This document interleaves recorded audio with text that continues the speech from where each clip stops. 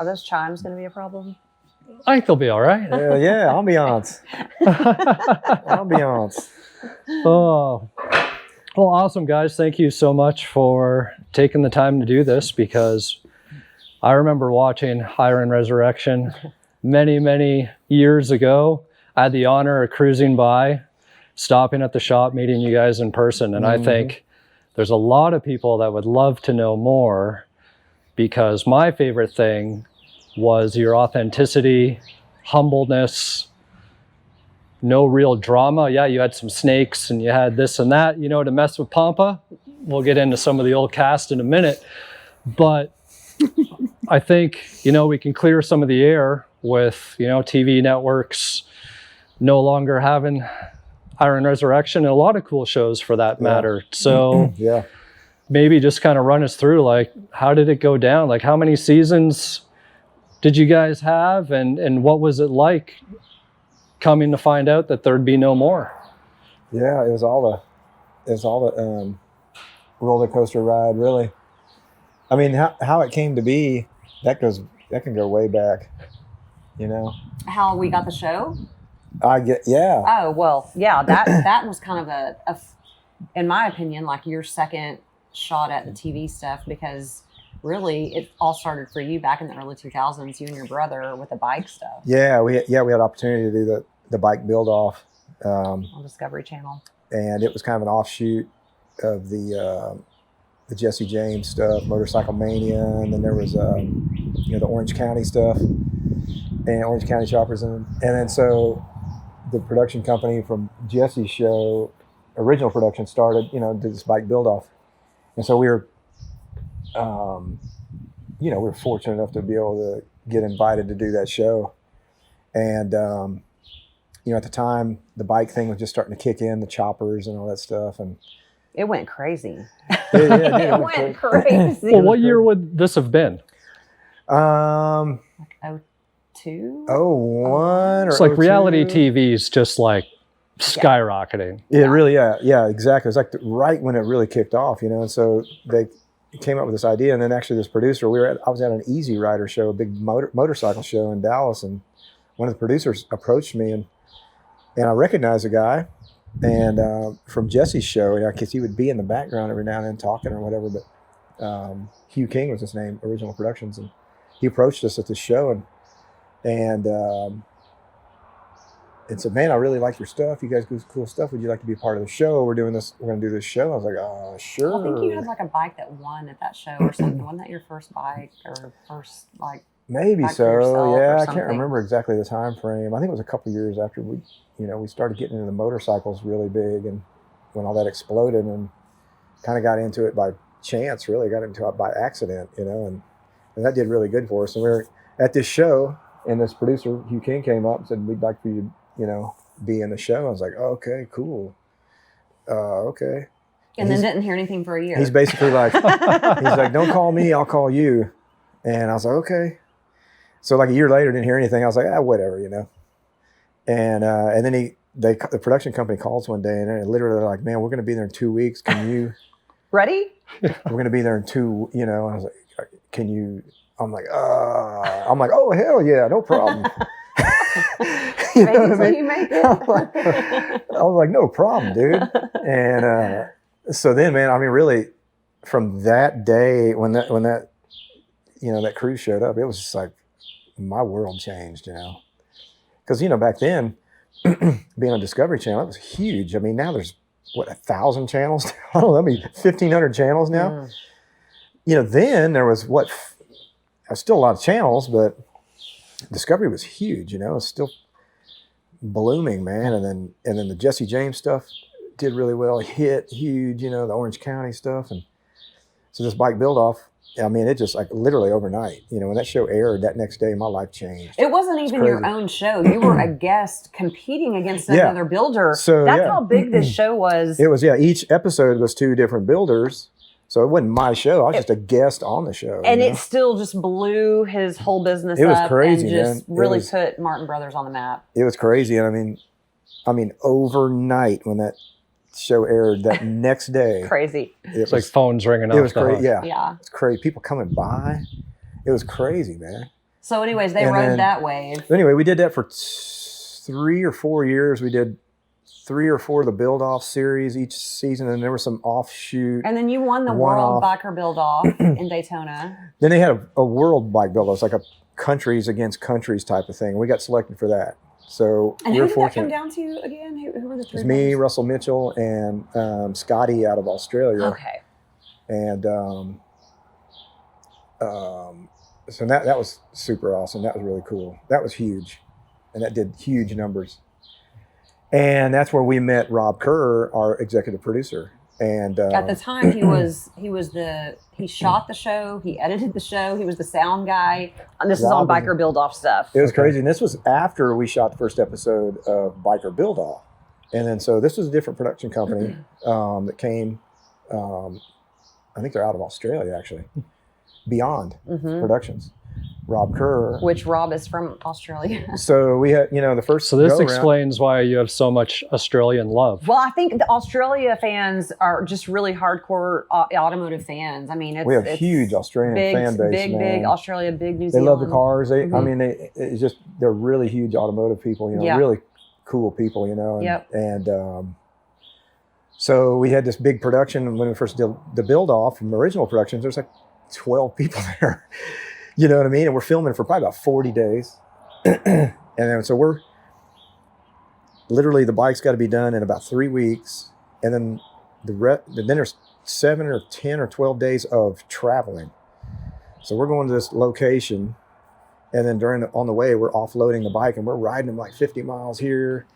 And this was back before GoPros and drones and stuff. And so we had Mexican Hat, Utah, near Monument Valley, and we rented this Indian reservation, and we had like 10 miles of this road to ourselves.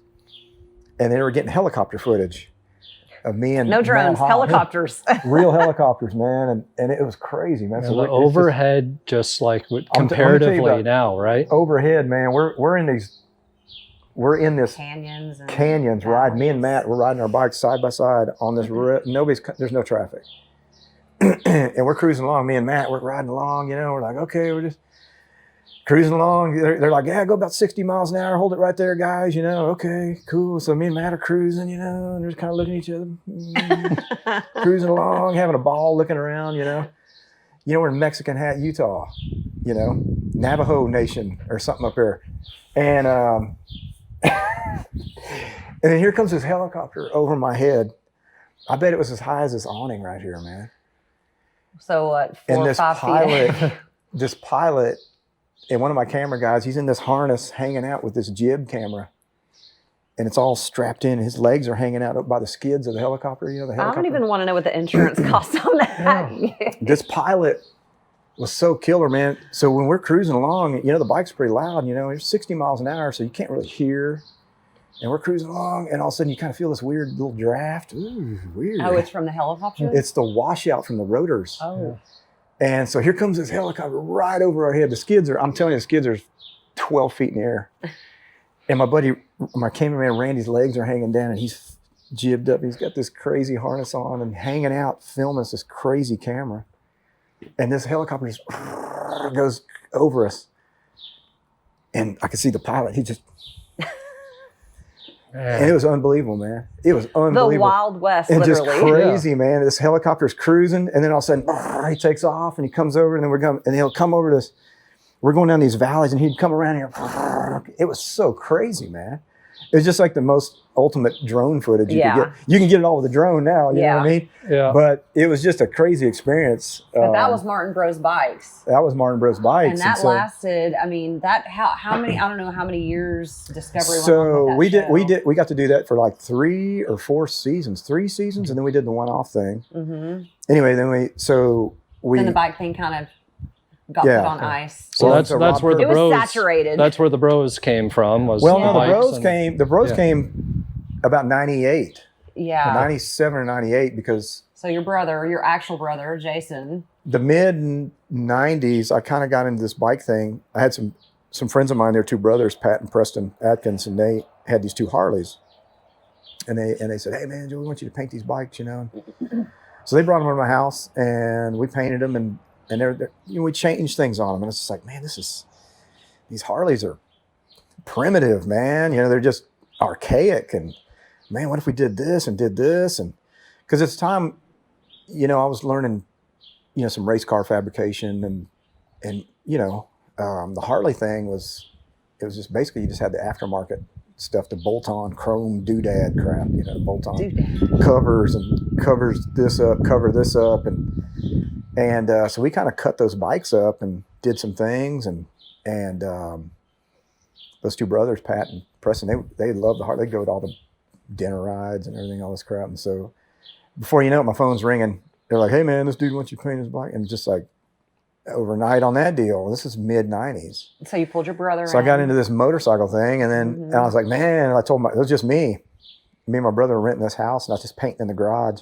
Put a box fan shut the door down and put a box fan or two, and I try to suck the fumes out while I'm painting the tanks and fenders, you know, and then I got a welder and I had a MIG welder, and I had just a few little cutting items, you know. And okay, so sorry, real quick. One of the first times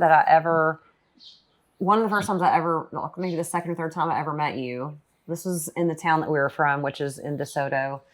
And I go over to his house, middle of the day, walk in, and he's got a motor or something in the living room on the coffee table that he's been working on, wrenching on right there. Now, I don't know how old you were at the time. You were like probably, I don't know, like in your 20s. Late 20s or something. And then you go in the kitchen and you can see where he's been airbrushing there at the counter, you know, and just, I mean, I was working on these. I got. It was such a This is beyond a bachelor pad. This is the bachelor This pad. was this house me and my brother were renting, man. And so I ran out of garage space. Flabbergasted. Because I had a little lowered OBS truck, and it flamed up and it was lowered and everything. It'd sit in the garage. When I'd paint, I had to pull them at the end of the driveway so the overspray wouldn't land on them. And then I had a little race car, a little drag car, had a little Trans Am. Then I had a little 62 Nova, a little Pro Street drag car, and I had to pull them out at the end of the driveway so the overspray wouldn't land on them. And then at night, I'd pull the cars back in. But I didn't. So if I'm working on a bike in there or something, I would roll it into the house. So we had in the back. That's true. We had a sliding door, and I could get the bikes in the sliding door, and I could get them in the living room, get them in our dining room, and get them in our kitchen. And anyways, I didn't mean to interrupt. So your brother joined you, and so my brother, I finally told my brother, I said, "Man, dude, I need some help, man. I need some help. You got to help me out, dude. This would be cool, man. We can do this." And we just always had oddball jobs, you know, but I always loved the cars and bikes, and I talked my brother into it, and he said, okay, yeah. So he quit his job, and he'd help me prepare the tanks, you know, for the motorcycles, and that really exploded. We got in with really cool shops, some local Harley shops, custom motorcycles, the Dallas, Bill and Donna, they ran the shop, and they really loaded me up, man. They had an exchange program where I would, like, you take a particular, like a Harley Softail or a Fat Boy, they're real common bikes. Well, I would paint a set of Harley and, Fat Boy or Softail sheet metal. We'd hang it on the wall. Somebody would come in and buy it. Well, they had to take their stock metal off. And as part of the deal, as part of the purchase, then exchange program. So they get this paint job. Bill and them get paid to put it on for a couple hours, you know, and ride off, and the stock stuff sitting there. I'd take the stock stuff home and paint it. So I'd have brand new Harley stuff, factory paint jobs, scuff them down, prep them, do my flames or whatever. And then I'd have 3 or 4 sets a week to do. And we'd send them back up at Bill's, and then a couple of Harley shops got onto it too and started hanging stuff up. Local Easy Rider store there, we started hanging stuff up. So I had my paint jobs hanging up, ready to bolt on to these stock Harleys, you know, and it was overwhelming. So this is all happening. that was pre This is Discovery Channel. This was yeah, 94. This kicked in about 94. Right. 94 is when this Harley thing kicked in really strong. Late 93, 94. Mm-hmm. And then 97, 98, I built a bike. I was like, I want to build my own bike. I don't want a stock bike, you know. So I ordered a frame, and I was like, man, this looks stupid. I'm going to cut this here and do this. And these stock tanks out of the catalog look stupid looking, you know what I mean? And what can I do? And I'm just cutting things and tacking stuff together. And I took that bike to that Easy Rider show in '98, and I think I won He won. the which it was like his Dallas first show, and it stab got on at the a- cover. So Right. it gets on the cover. This is '98 or something, and the bike was okay. I mean, Well, back Well, then, it I'm was sure okay. it was I mean, cutting you are edge. your own worst critic. So. yes. To me, I look back at it and I was like, that's kind of cool. But then, I'm just like, I could do 10 times better, But man, and that went crazy. So then I'm really like, dude, I need some more help here, man. And So the then my brother was show- helping, and then I had another buddy of mine that I used to work with, talked him into helping me work. So it's 3 of us. And then I get this bright idea. It's like, man, telling my brother, man. And my brother's, I always like to lay these things on him because he's really strategic, thinking about things, you know what I mean? And coming up with these ideas. And I told my brother, I said, hey, man, we need to come up with an exhaust. We need to sell something. We need to come up with these exhaust systems. And he's like, yeah. Because a lot of custom builders, Jesse James, Arlen Ness, Dave Perowitz, all these dudes are doing their own handmade, really cool exhaust. I'm like, man, I got to get some of these bends. So a buddy of mine, drag racer buddy of mine, tells me this dude in Fort Worth.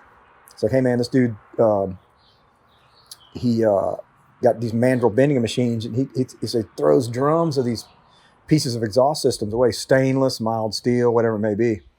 And you can go buy a bunch of crap from him. And so I go to this dude and I buy all these pieces, buy a big old box of this crap. It's basically junk to him. I give him like $100. And I remember plopping that thing home, boom, plopped it right down. Pop it right down. I told my brother, I said, this is where the money's at. He's just kind of looking at me. And so I came up with this cool exhaust system, put it on one of my bikes, goes to a show, it makes it in the magazine.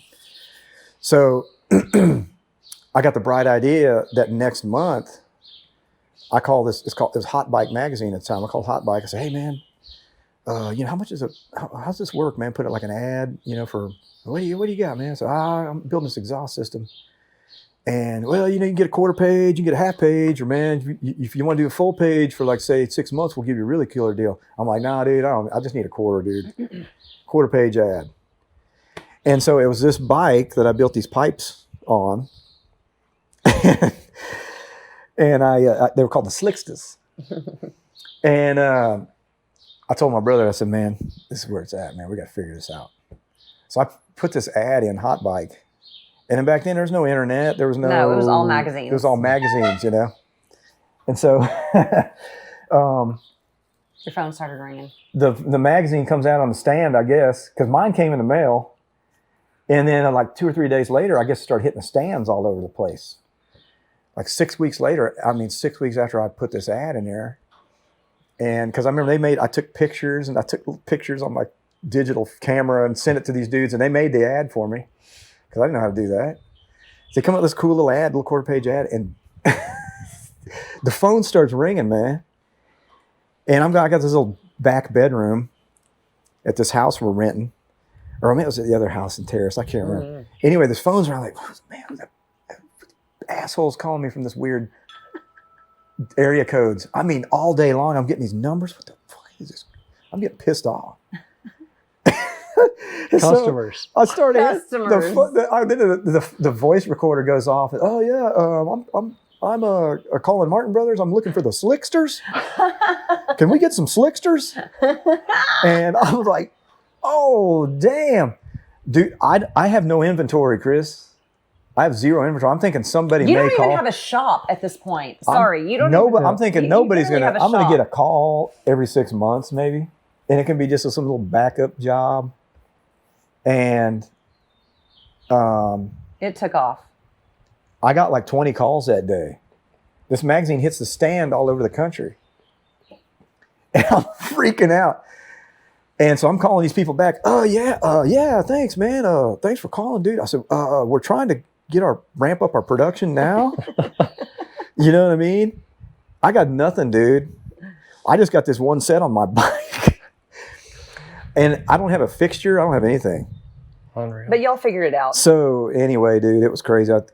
So I went back to that dude I bought all those exhaust pieces from. And the same racer buddy of mine told me about this guy. He said, he's a little wiry, but he's like, he can probably help you out with that. So I went back to him, and he's like, yeah, you need to make a fixture, man.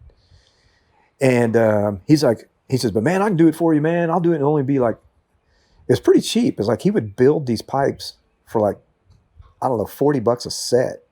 If I guaranteed him like 200 at a time or something, 200 sets.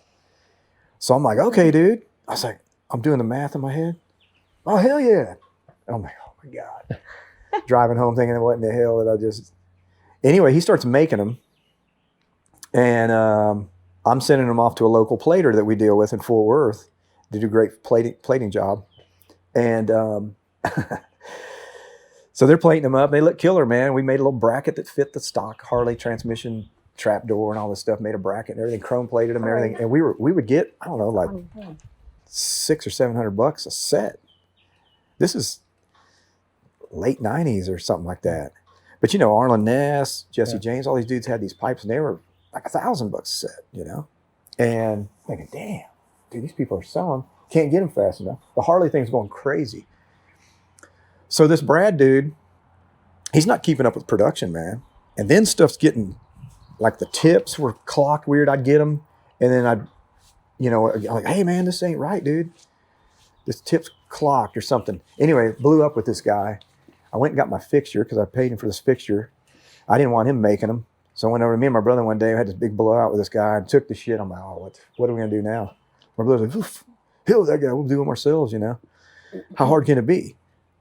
So we that day went home, made our own fixture. Was twice as nice as this dude's fixture because I got this crude fixture he made. It worked fine, but it was just junk that he tacked together to hold this radius here and this radius here.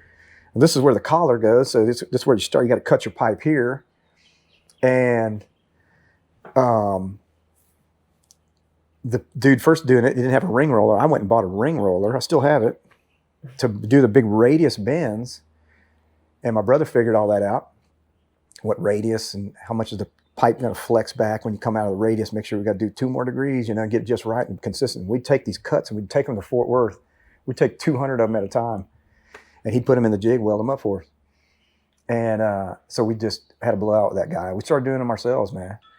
So then, needless to say, like the reality is you busted your ass and you like had like a portfolio of a bunch of, so it wasn't like these people on social media now that are like, oh, you know, like I should just go viral because, or whatever. I got one cool thing. Like, yeah. You know what I mean? Like you were. It was great. There was no viral nothing back then, man. There was no iPhones. There was nobody had a cell phone back then. Dude, it was magazines, man, and go to the show, man. And then all the magazines were awesome, man. Easy Rider, Hot Bike, Street Shopper. But you had like a product, you had bikes that won Best of Show awards, like you had a lot of accolades behind you. It was man, we were super lucky, man. Chris, it was crazy because I mean almost every bike went in the magazine. And then like I even got in with the magazine, the Easy Rider guys, they'd like, man, Joe, we love everything you do, but what they would do is shoot them at all the events. So they'd have, you know, the Chicago event, Dallas event, Los Angeles event, Vegas, Miami, wherever all these Easy Rider events were at. All the main shows is where everybody goes to show their bike. So like you're just a regular dude, you build your bike in the garage, you got to take it to an Easy Rider show because they're huge, you know? I mean, if you weren't in the magazine back then, you weren't, nobody was able to find out who you were or what you were doing because that was the internet back then, or as far as or Instagram or, you know. But man, the editors were cool and Easy Rider was huge, man. You know what I mean? Easy Rider, you know, Hot Bike was huge, man. But the editor, man, Dave Nichols, he was so cool, man. He, I remember a little quote from that dude. He said, man, Martin Brothers, they're one of the most copied bike builders right now, you know? And then because Jesse James had his deal and everybody's copying Jesse's style. And then, you know what I mean? There's a bunch of cool bike builders and people kind of, all the other smaller builders that kind of copy those styles, which is cool, you know? I mean, it's a compliment, you know? Yeah. But anyway, those guys are good to me, man. So I was like, hey, they're like, man, Joe, we'll shoot anything you got. We want it, you know, they would fight, you know, we want it for the cover. You know, V10 wants it for their cover. No, Easy Rider wants it. Well, you guys fight it out. I don't care who gets on the cover. And so that's what you're dealing with, man. You didn't have social media, man. And so I got didn't even have a cell phone then. I had Michael Lichter, all these really cool photographers. that I'd met at these photo shoots, and I would call them. And there's one Where dude in are you gonna Tucson, be? man. It's really cool. This awesome shooter, man, in Tucson, and he shot for Hot Rod, and he was a real well-known shooter, kind of like John Jackson is now. Anyway, he's like, "Hey Joe, man, if you want to bring your bikes to me," I'm like, "Hell yeah, dude!" We would take 3 or 4 at a time. I would go and get my bikes photographed by these top instead of waiting for the shows to come around, like most people did. I'm like, "Dude, I'll bring the bike to you, Jack." And dude, it was like I'd have a bike a month on the cover, man. Right. Well, so you were bringing them the content they needed instead of And they're loving it, man. It was a win-win. They're for loving it everyone. because they got their set dude at his home studio in Tucson. And me and my brother and Marky, we'd drive them out in the trailer. And then we'd get all the bikes shot, 3 or 4 bikes. And then we'd spend 2 days ride around, load them up, go home. And it was our social media, man. Mhm. It was huge. And we're always strategic like that. We were just hungry. It's like, that's what we did. We're not going to wait for some show to come around and I'll bring it to you, dude. Yeah. In your studio. Nothing for you to do, dude. And it was awesome. All the photographers, we did that. We'd go to Michael Lichter's in Boulder, Colorado, take bikes to him, his home studio. It was like a dream for those guys because, man, they're traveling around having to shoot all these bikes at the shows. I'm like, I'll bring it, dude. And it was just a crazy hustle, man. Damn. And then the bike building thing went crazy. It went crazy, and then it died. And I mean, it was like it went crazy, and then it just boom, it was just over. like it. But we were fortunate too. I mean, because all that exploded, and then it kind of imploded. 07, 08, when the economy crashed, everybody's like, we don't need these toys, and so the bikes, all the toys were kind of first thing to go. But then everybody started getting into the baggers. So then the bagger thing came along, and it's just like, man, and the bagger thing was good to me. It's just baggers, man. It's all plastic crap, and we're going to glue this tank. We're not going to make a tank. We're going to glue the side on, dude. You know what I mean? We're going to glue the tank. You know what I mean? It was just all about fast and gluing shit together. And it took me a long time with the bagger thing and the giant goofy wheels. And it's just like, dude. Yeah. And then, but that's when it went to. But sometime in the middle of we kind of embraced it. Sometime in the middle of the bagger scene, we moved here because you had already done a few baggers in Dallas, and then so we didn't move here until 2011. So and were you like a biker girl? No, not at all. No, we're just from the same town. Like everybody always asks, like how we met. We're from the same town. He's just a few years older than me. We didn't meet in high school. Well, I met her at a friend of mine's party at some party in town, and I was 23. And my brother's like, "Hey man, come look at this chick. Come see this chick up here." So me and my brother, we have bikes. We got these badass Harleys, My brother's got this tricked out FLH we built, and I had my little panhead. So you thought you were going to impress her. So I think I'm going to ride over there and check this out, maybe give her a ride. What happens? My brother gives her a ride. Wait a minute. Hold on. That sounds weird. That's all it was a motorcycle ride. But my brother's like, "You better get over here, dude." It was just a quick little 5-minute down the road. Anyway, man. So... And but we didn't really. There wasn't even like an official meeting. That was just the first time I saw her. Yeah. But she loved the motorcycles. But I was not a biker chick or anything like that. No. And then my brother started working for you. So him and my brother became really good friends. And then my brother, her brother, started kind of running. Zach would kind of head sales, so my brother kind of managed everything, and then her brother, who worked for me, Zach, kind of was. He's Zach, smooth talking dude. Everybody likes Zach. So Zach, he had a list of buyers all over the country. It's crazy. Guys that had bike shop or showrooms and stuff, like so and so choppers here, or Fort Lauderdale, or something over here in Los Angeles, and Zach's constantly boom, boom. Hey man, this dude wants this bike. How fast can you get that done? Hey man, this dude wants 2 of these, man. What do you think, And so me and Zach and then we would travel all the time. And Zach was I would just follow Zach. He would just do everything. Right. He was the MC of all the events. So Zach's like, "Well, man, we gotta go over here tonight, man. We gotta go hang over here with this dude a little bit, man." All right, Zach, whatever. So anyway, the bike thing was good to us, Yeah.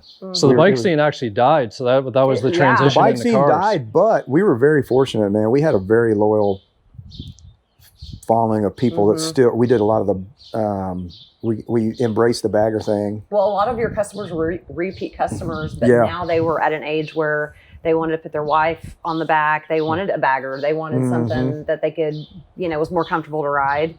Yeah. So that was like, some of those were repeat customers just evolving into a different product with you. And then I was still doing the deal where we would, I'd build my own bikes, at first, because I had my own frames at the time.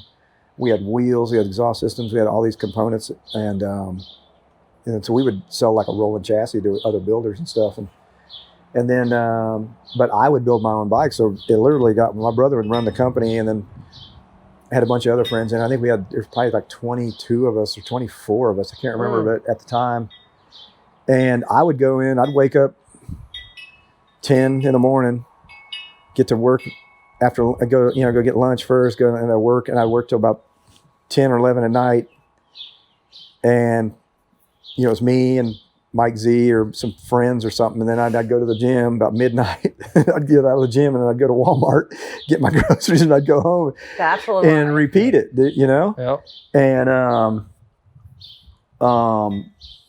that was awesome, man. That was awesome. But then the bike thing kind of went down. Yeah. And then we started dating, and then we started coming to Austin all the time. We were like, there would be times where we were pulling a boat, had a bike in the back of the truck. Like, we were trying to do it all in one weekend. It was crazy. And then, well, there was a really cool event down here. It's called the Rot Rally.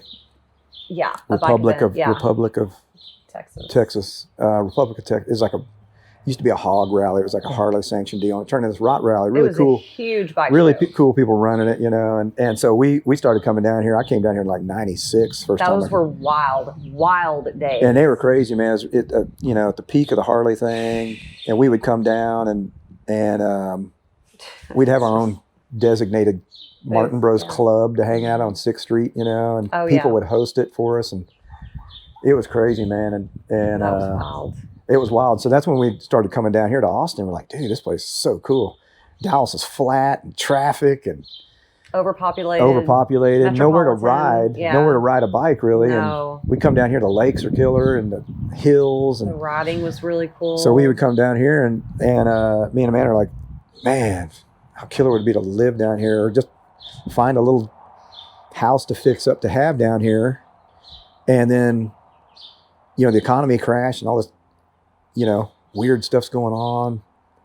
And we're like, you know what? We need to do it now, man. So we're like, we should move down here. So we started coming down and looking at places. Yeah. I mean, we made the decision, and it happened. Like, we made the decision in like September. I think we were coming home from like a Labor Day weekend out here. And we were in our house in Dripping Springs by Christmas Eve. I'm talking like it happened so fast. We didn't even try to sell his house. We were going to make a list of things to do and then put it on the market. He told one of his friends, and that person's mother-in-law was like, hey, can I come look at your house? Before she was out of the driveway, she's like, hey, can I buy your house? What do you want for it? I'm calling my mom, who's a realtor. I'm like, we didn't even know what he was going to ask for this house. Like, can you help us do a market analysis and let us know like what? It was like that. It was like that's backwards. That's how I did everything. Backwards. Anyway, everything was just like, oh hell yeah, let's go. Then we get here and he's like, shit, I don't have a shop. What do we do? Oh yeah, we got here and she's still working. I was working at the bank in Dallas, and I would come down on the weekends and I'd come down here to work on this. We had this house we bought. We bought a really good deal on this house. Needed some things. Yeah, he didn't have a shop here. We had a house. And then at some point within the next like 6 months, we added a shop at the house because we get down here and we're thinking, oh, it's in the country, property will be cheap. We'll find an acre. We'll throw a shop up. No big deal. We start this is like 2012, and we start looking around in Dripping Springs, and I was like, oh my Lord, the real estate is expensive here. It's like California prices. I was like, what? Dallas is pretty high, but damn. Yeah, it was really high. So more than what we had kind of in mind. And so it took us a year to find where Martin Bros is at right now. And we looked at lots of properties, and I kept finding stuff, dragging them out, finding stuff. We went out there, which it was 20 minutes from our house. It was in Johnson City. And it is in Johnson City. And at that time, 290, which is the highway that runs in front of Martin Bros, there really wasn't a lot of traffic. You could stand out on the edge there and you probably would see a car every like maybe 10 minutes or 15, 20 minutes. So I told Joe, I'm like, well, it's directly west of the Austin, you know, like Austin growing into Dripping Springs, growing into Johnson City. I'm like, it's all coming this way. He goes out there and he's like, man, I don't know. It seems like it's really far out here. And it was 5 acres, not one thing on it. Had some water issues we were going to have to, you know, deal with. And I'm so glad we did it because we got, looking back, man, we stole that property. We stole it. But it was so far out. Like, it was outside the city limits. Nobody's going to come out. We're going to starve. Johnson City was not on any kind of a map. There was no Airbnb stuff going on. It was just kind of the country. And so the freaky thing was I leave Dallas and I got all this infrastructure, this huge shop. Yeah. Nice house. But you end up shutting Martin Bros bikes down. Yeah. And then you're like wanting to reinvent yourself here and get back into the car stuff, get back into the boat stuff, get back into the everything. So did your brother deviate into something else? So yeah, where my brother came in, kind of my brother, late 90s, I had him helping me, and so he was, he helped me. We get the parts going and everything, and then so when I moved down here, yeah, it was kind of a, especially after 08, 09, 10, it was just nobody was spending money, the housing crash. Well, you let everybody go, and it was just you building bikes. So yeah, and I had to let a lot of my guys go, and I mean, a lot of his like was peers, that because it sounds all really positive, the move it was to positive, Hill Country, but like it was scary. Because was like I real said, scary. I left. Yeah. I had a big building, and I had all my friends and structure and all my. because all of a sudden it's like, man, am I going to make payroll? People Well, aren't no, like we didn't. any There of was that? no No. employees. Okay. It was just me. Joe. At Okay. that I'm like, point, he man, had I'm whittled just gonna, it down to I'm just just gonna him. build these bikes. And still, like I said, I had a loyal following of customers, plenty of work to do. Yeah, but I remember when we got here, like we had been here like a month, and I remember him uttering something out loud. And he's a pretty confident guy, and so like, I follow his lead, and he's great. And then he utters this, "What have I done?" Like what something to the effect of, "Oh my God," like what, and like I got to figure this out. And I'm like, what? Like I'm like, oh my God, what have we done? So then I start panicking, but it really was just a matter of like, that's where Pompo came in. You had kind of been dealing with him because you would see him at the Rot Rallies, and at the time he was working at the Central Harley dealership in Round Rock or Austin. And so he started getting these paint jobs from the Austin, like custom paint jobs from the Harley. He was a salesman shop. there. Yeah. Pompo was a salesman, Okay. Harley salesman. Yeah. So I remember Pompo, we'd see him at the Rot Rally. Yeah. Anyway, Pompo's like, well, come up here and meet these guys Yeah. at Central Texas Harley. Yes. So we went up there, and great guys, Mhm. and started getting flooded with work from those guys. And you actually did something similar to what you did with the other guy, where you painted some tanks and put them on the wall Yeah, for did a people little that wanted exchange to like thing. And put so a custom it kicks paint. right off. Yeah. It kicks right off again. And then I'm buying wrecked Road Kings, Road Glide, whatever. Still a bagger thing going And do on. you feel like the economy of Austin was different?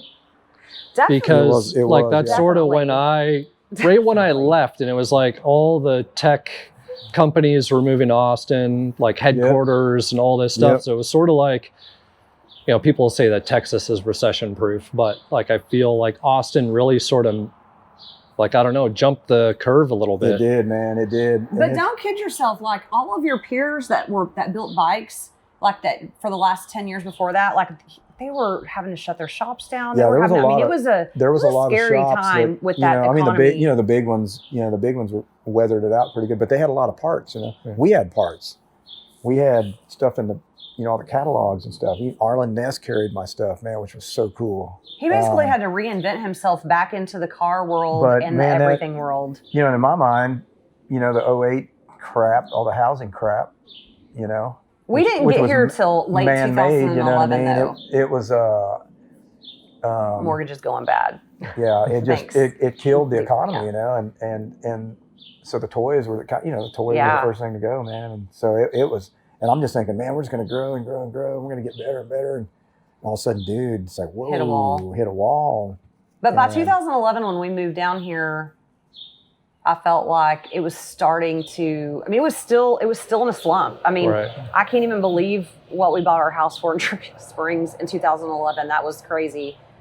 but it started recovering like right after we got here. And yes, I think Austin, it is a different world. Just the Austin area, you're right. I mean, Well, I think the arts, like everybody's got a tattoo. It's very entrepreneurial. Everybody's here. got, you know what I mean, a dog. Like these are a couple of the prerequisites. You know, they're into music. They're into, so like, I feel like the whole hot rodding, you know, all of that culture like resides within the area. But it's super entrepreneurial in Austin, which in my mind means people can like ebb and flow and evolve into like more where there's a need, where there's a, you know, if you're in that mindset anyways, and you think, you know, this part of your business isn't doing so well, but you see a need in something, it's easy for people that are already entrepreneurial in mindset, which is a lot here, to just kind of evolve into, oh, I see that need though, I'm going to slide on into that, you know? And I think that is partly what keeps this economy strong in this area. I really do. Yeah, you know, it's like you said, Chris, it's just very hip, artsy.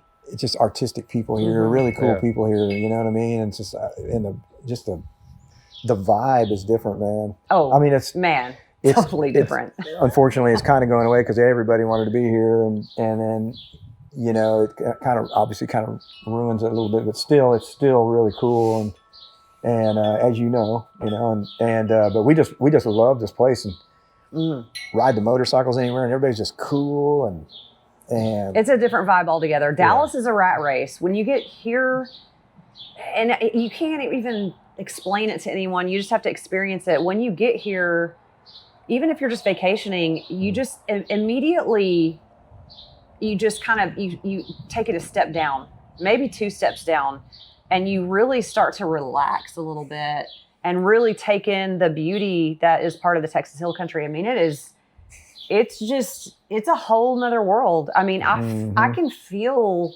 the stress like leave my body when I'm coming back if we've been out of town. Yeah.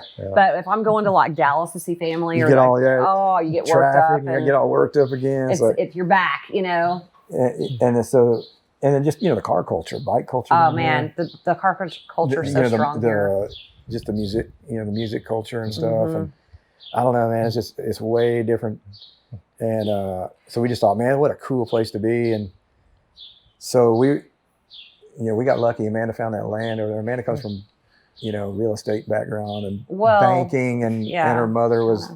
My mom was a realtor, which made me fascinated with real estate. But the thing that how it happened though is Joe and his brother were actually, before we moved here, they were trying to figure out another show idea for what they were doing. Well, we'd gotten a call from one of the first, you know, when our cameraman off the bike build off, Rob Kerr, and who was now an executive producer of his own production company. Yeah, and so my brother and Rob kind of kept in touch, and they're like, hey man, you know, we got this cool idea. Yeah. So my brother, we'd always talk about, we could do this ourselves, you know, and so my brother shot some footage and kind of pieced it together, sent it to Rob, and Rob was like, this is kind of interesting. Meantime, we didn't even have a shop yet here. Like we're just like we're like moving down here. They're still kind of collaborating on the idea of the next, you know, TV show. And then it took us a year to find the property, and then it took us another year to build a shop. And then by the time we finished the shop, Velocity Channel was born. Right. So was this idea another bike show, or was cars involved? That's a good question, because we had so much success with the bike show, the bike build off, which wasn't officially our show, you know. But the bike thing was, are the bikes as popular as the chopper thing? And I mean, people are always going to love motorcycles. They're always going to love boats. It's just in a different style now. It's going to go in a different. But he was doing car stuff before he got into originally, bike stuff. You know, I came from the car thing, you know, and just, I mean, I love the cars. That was my thing, is the cars. And the motorcycle, I loved them too. But the cars were my real love, you know. And so I thought, well, why don't we do a deal where, okay, maybe we work on a car a little bit. So if you had been able to fit cars into the living room, it would have been cars, not bikes. Right, yeah. Yeah. I'm like, hey man, you know, and then so it was kind of a deal too. We were so fortunate to have the success from just the first round of bike build off stuff, being a guest on that show. It did huge for us. And then, you know, and it's like, I wasn't really TV hungry. You know, some people that's all, hey, it's got to be on TV. You know, I mean, I've had people that were on my show that it just injects them like a drug, and they get a little attention and it fries their brain. You know what I mean? And I've seen it go down, man. Bitten, what do you call it? Shoot up and spit and out. spit out. That's what they call it. That's what this TV will do to you, man. And because it's not going to last forever, you know. Yeah. And But so the bike anyways, build off thing. So we connected with Rob Kerr and my brother, and they kind of collaborated. Yeah. And then just so happens, Bob Scanlon Started Velocity. started Velocity Channel for Discovery Channel, and I think he'd done Turbo Channel in the European market and did huge. So we need an American version. So we said, hey, you know, are you interested? They're needing some material, you know, are you interested? Sure, you know, I mean. Because before, I think that they liked the sizzle that they put together, but they were wanting it to go to channels that we just did not feel like that was going to be a good fit. Like CMT was doing a lot of like, almost like MTV shows, like those reality shows where we were just like, no, the drama is not, no, we don't, like, we don't want to be part of that. And so they waited, I should say. And Velocity well, it wasn't Channel, even really a deal. It's just like, we're just moving on. If it happens, cool. Yeah. If not, whatever, we're cool. Yeah, so you pretty much got to dictate the way that you wanted it to go down. Well, and kind of in the end, really, because we finally got the Rob, my brother Rob, put this deal together, and they've Bob Scanlon saw it. They had some event there at Rob's wife worked for Discovery, and so they had a Christmas party or something. Discovery Channel Christmas party, and Rob has his laptop, and he shows Bob Scanlon, and says they're having some cocktails at the bar, and shows him this little teaser, and Bob's like, man, I'll greenlight it. That's pretty cool. He's like, I'll greenlight it. So anyway, and from that point, it took like another 2 years to get it going. I mean, so it was kind of like, okay, whatever, is this going to happen or not?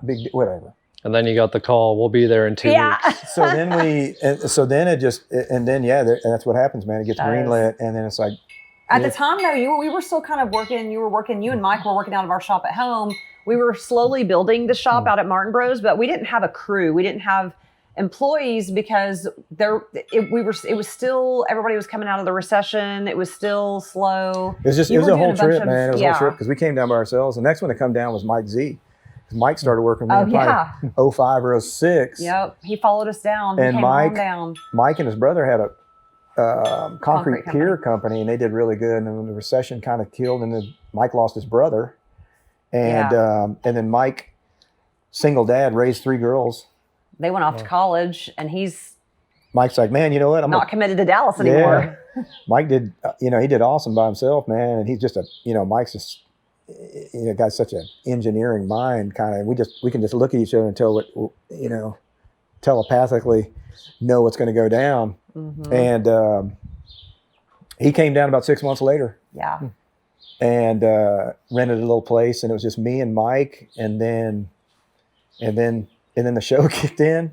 It was just all over again. It was just crazy. So the show kicks in. So a little nugget about the show when it kicked in is... Because I'm thinking, like, are there builds ready to go? So that's what I'm about to tell you. No. So they didn't give us much notice. So Joe has a car collection, and he knows people that he's always, whether there's a show or not, he is always searching Craigslist and wherever else, Facebook Marketplace for cars and this and that. He's just, it's just him. And so he quickly purchased found some cars that the 62 C10. Remember I was saying that? Yeah, found the truck and did that one. And I can't remember what all we did on the first season. One of those guys was one of your dad's friends. The Lincoln. And so anyways, we put some stuff together. Like the white Lincoln? The blue Lincoln. It was blue and it turned white. Went to white. Yeah. Okay. So that first season, we had no customers, man. We just had this green light for the show. So they're all mainly, I would go find this car, and like the 62 truck, Shorty knew a dude that knew of this truck's for sale. So I'm looking at it, say, yeah, it's pretty solid. Okay, yeah. So that was the first episode. Mm-hmm. And what a cool truck. But basically I told the guys, say, look, man, this is kind of a long shot, maybe, but we basically funded all the cars just to take a chance. We'll have to do this. Yeah. We're not getting any pay or anything. you know, you guys kind of donate your time. So Shorty would come down. Oh yeah, stay with nobody us. got paid that first season. Mike like, lived here. I was My gonna brother. say, so how many cars did you build 6, I think. before for you that went first to season air? was 6, right? We did Yeah. first. So you had to build them all before you went to air? Yeah, but season 1 was very. You're saying build. None of them were like frame off. It was like fix some stuff, paint some stuff. It was. We were basically paying for all of it ourselves. Plus, there was a very limited amount of time they were giving us to do the 6 cars. And so we really didn't, those weren't extensive builds at all. That was just like, let's throw some content out there and see if there's an audience for the car So stuff. it had to be a very mild So build. it's like a pilot season. Yes, It's kind it of a was. pilot season. Yeah. So But then our phone started ringing. then by like the I was going to say, was it the same thing as soon as it went to Yes. air? It was early like, into the boom. season, the ratings are, Yeah. and we're like, oh wow, this is crazy. So this is really going down, you know. And that second season, you know, we started dialing in. Unfortunately, the phone starts ringing. You know, we got people wanting to build stuff and do things, and I always looked at the show as nothing more than an hour of marketing for our shop. Like that's basically how I like had to look at it. You know, that's the lens I looked at it through. but it was tough though, because you know we're running a lot of hours, and then you know we're doing a lot of giving away half the work. Yeah. You know, half the labor hours. Oh, we had 3 guys staying in our house at all times that were coming down here from Dallas. Like It was crazy, man. It was a wild time. It was kind of cool though. It was like, let's just all hustle together and see if we can put a show together, you know? And it's crazy. Just the show exploded. So as It's soon as crazy. that happened, it turned into a legit, like we're all It your was employees, just- everybody's yeah. getting paid. And unfortunately These are too, I'd legit kind of bills. been through it a little bit with the bike build off stuff. So I kind of knew things. I kind of knew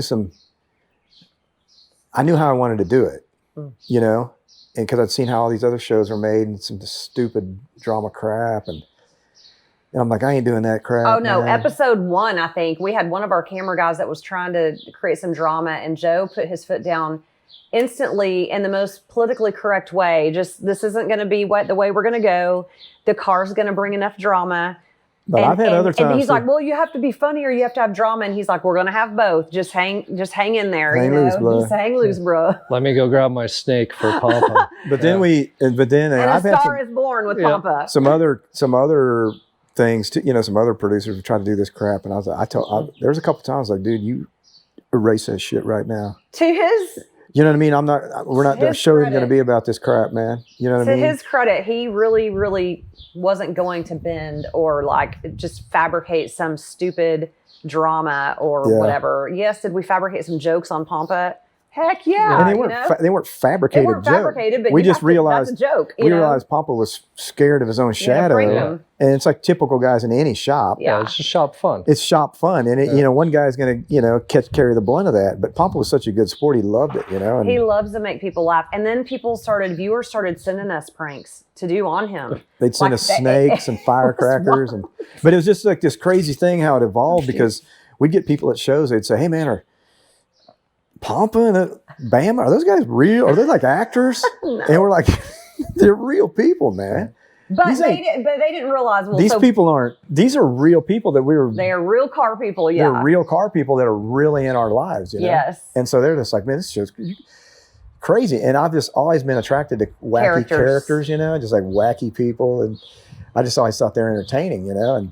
But and, Bama, nobody knows this. Bama was on the #1 morning show. It was his show for 30 something years in Austin. So if you're doing like a live radio show, you kind of have to be quick-witted anyways. You really got to be And able to Bama's- roll with the, he's quick, hilarious. man. Yeah. He's hilarious. He's man. hilarious. So I never would have known that. Yeah. He's you know, on the Bama radio. Brown. I was like, man, Bama, you ain't got a face for radio, but you're awesome on TV. He just retired this year, actually. He just retired from radio. I mean, it's crazy. But man, he was, man, you could hammer him, and he was just he rolled with it. he just rolled. He's hilarious, man. Yeah. So Bam was just like this nugget of blessing of character. yeah. And it's crazy. These people got like cult followings. Oh, Mike yeah. Z and Pampa Bama and and Pampa. Bama, and the people ask about all across the country. They ask about these.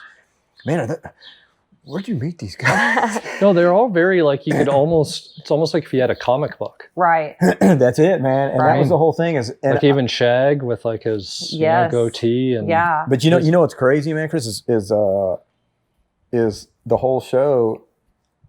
You know, when you look at it, you think, man, this looks like a set. These are characters, and it wasn't, man. It wasn't. It was people that I thought this person would be perfect for this. I already had Mike Z. I already had Pampa.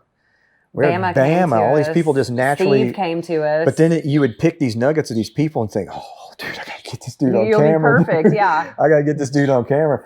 And then technically, you're almost. Like, were you in the credits as like executive producer? I should have been. He should have like been. a casting director. Because like when you listen to him talk, right, it's like he's got a knack for it. Oh, he does. Beyond your experience of doing the biker build-off thing. And that was the thing is I started to develop this. I could pull the character out of him. Oh yeah.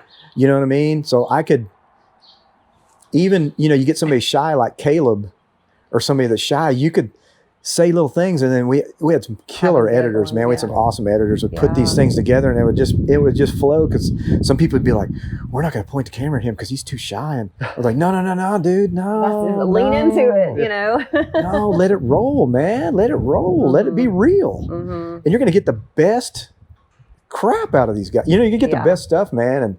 And I just had a knack for. Like Mike Z and Shorty and Pampa, I could just roll them into my own little ball and they'd just come out hilarious. But they're all friends. And if it's just like this little bit, I just knew, man, it's gonna when the editor sees it, it's gonna be like, oh, dude, I could tell you exactly what scenes would get cut, well, I think and what would get used. You know what I mean? And that's how much fun we'd have with everybody. I think that's what would confuse people too, because as people, you have a business and like people leave. And you replace them, and so I think that's what would confuse people too, is because I think they thought they were like characters put in place for our show, and so when people would leave, like some of those beloved characters, people are like, "Why did you get rid of?" Or "Why did you like we didn't like?" They're an employee. It's not like they got fired from the script. You know what I mean? It's just they weren't an Iron Resurrection.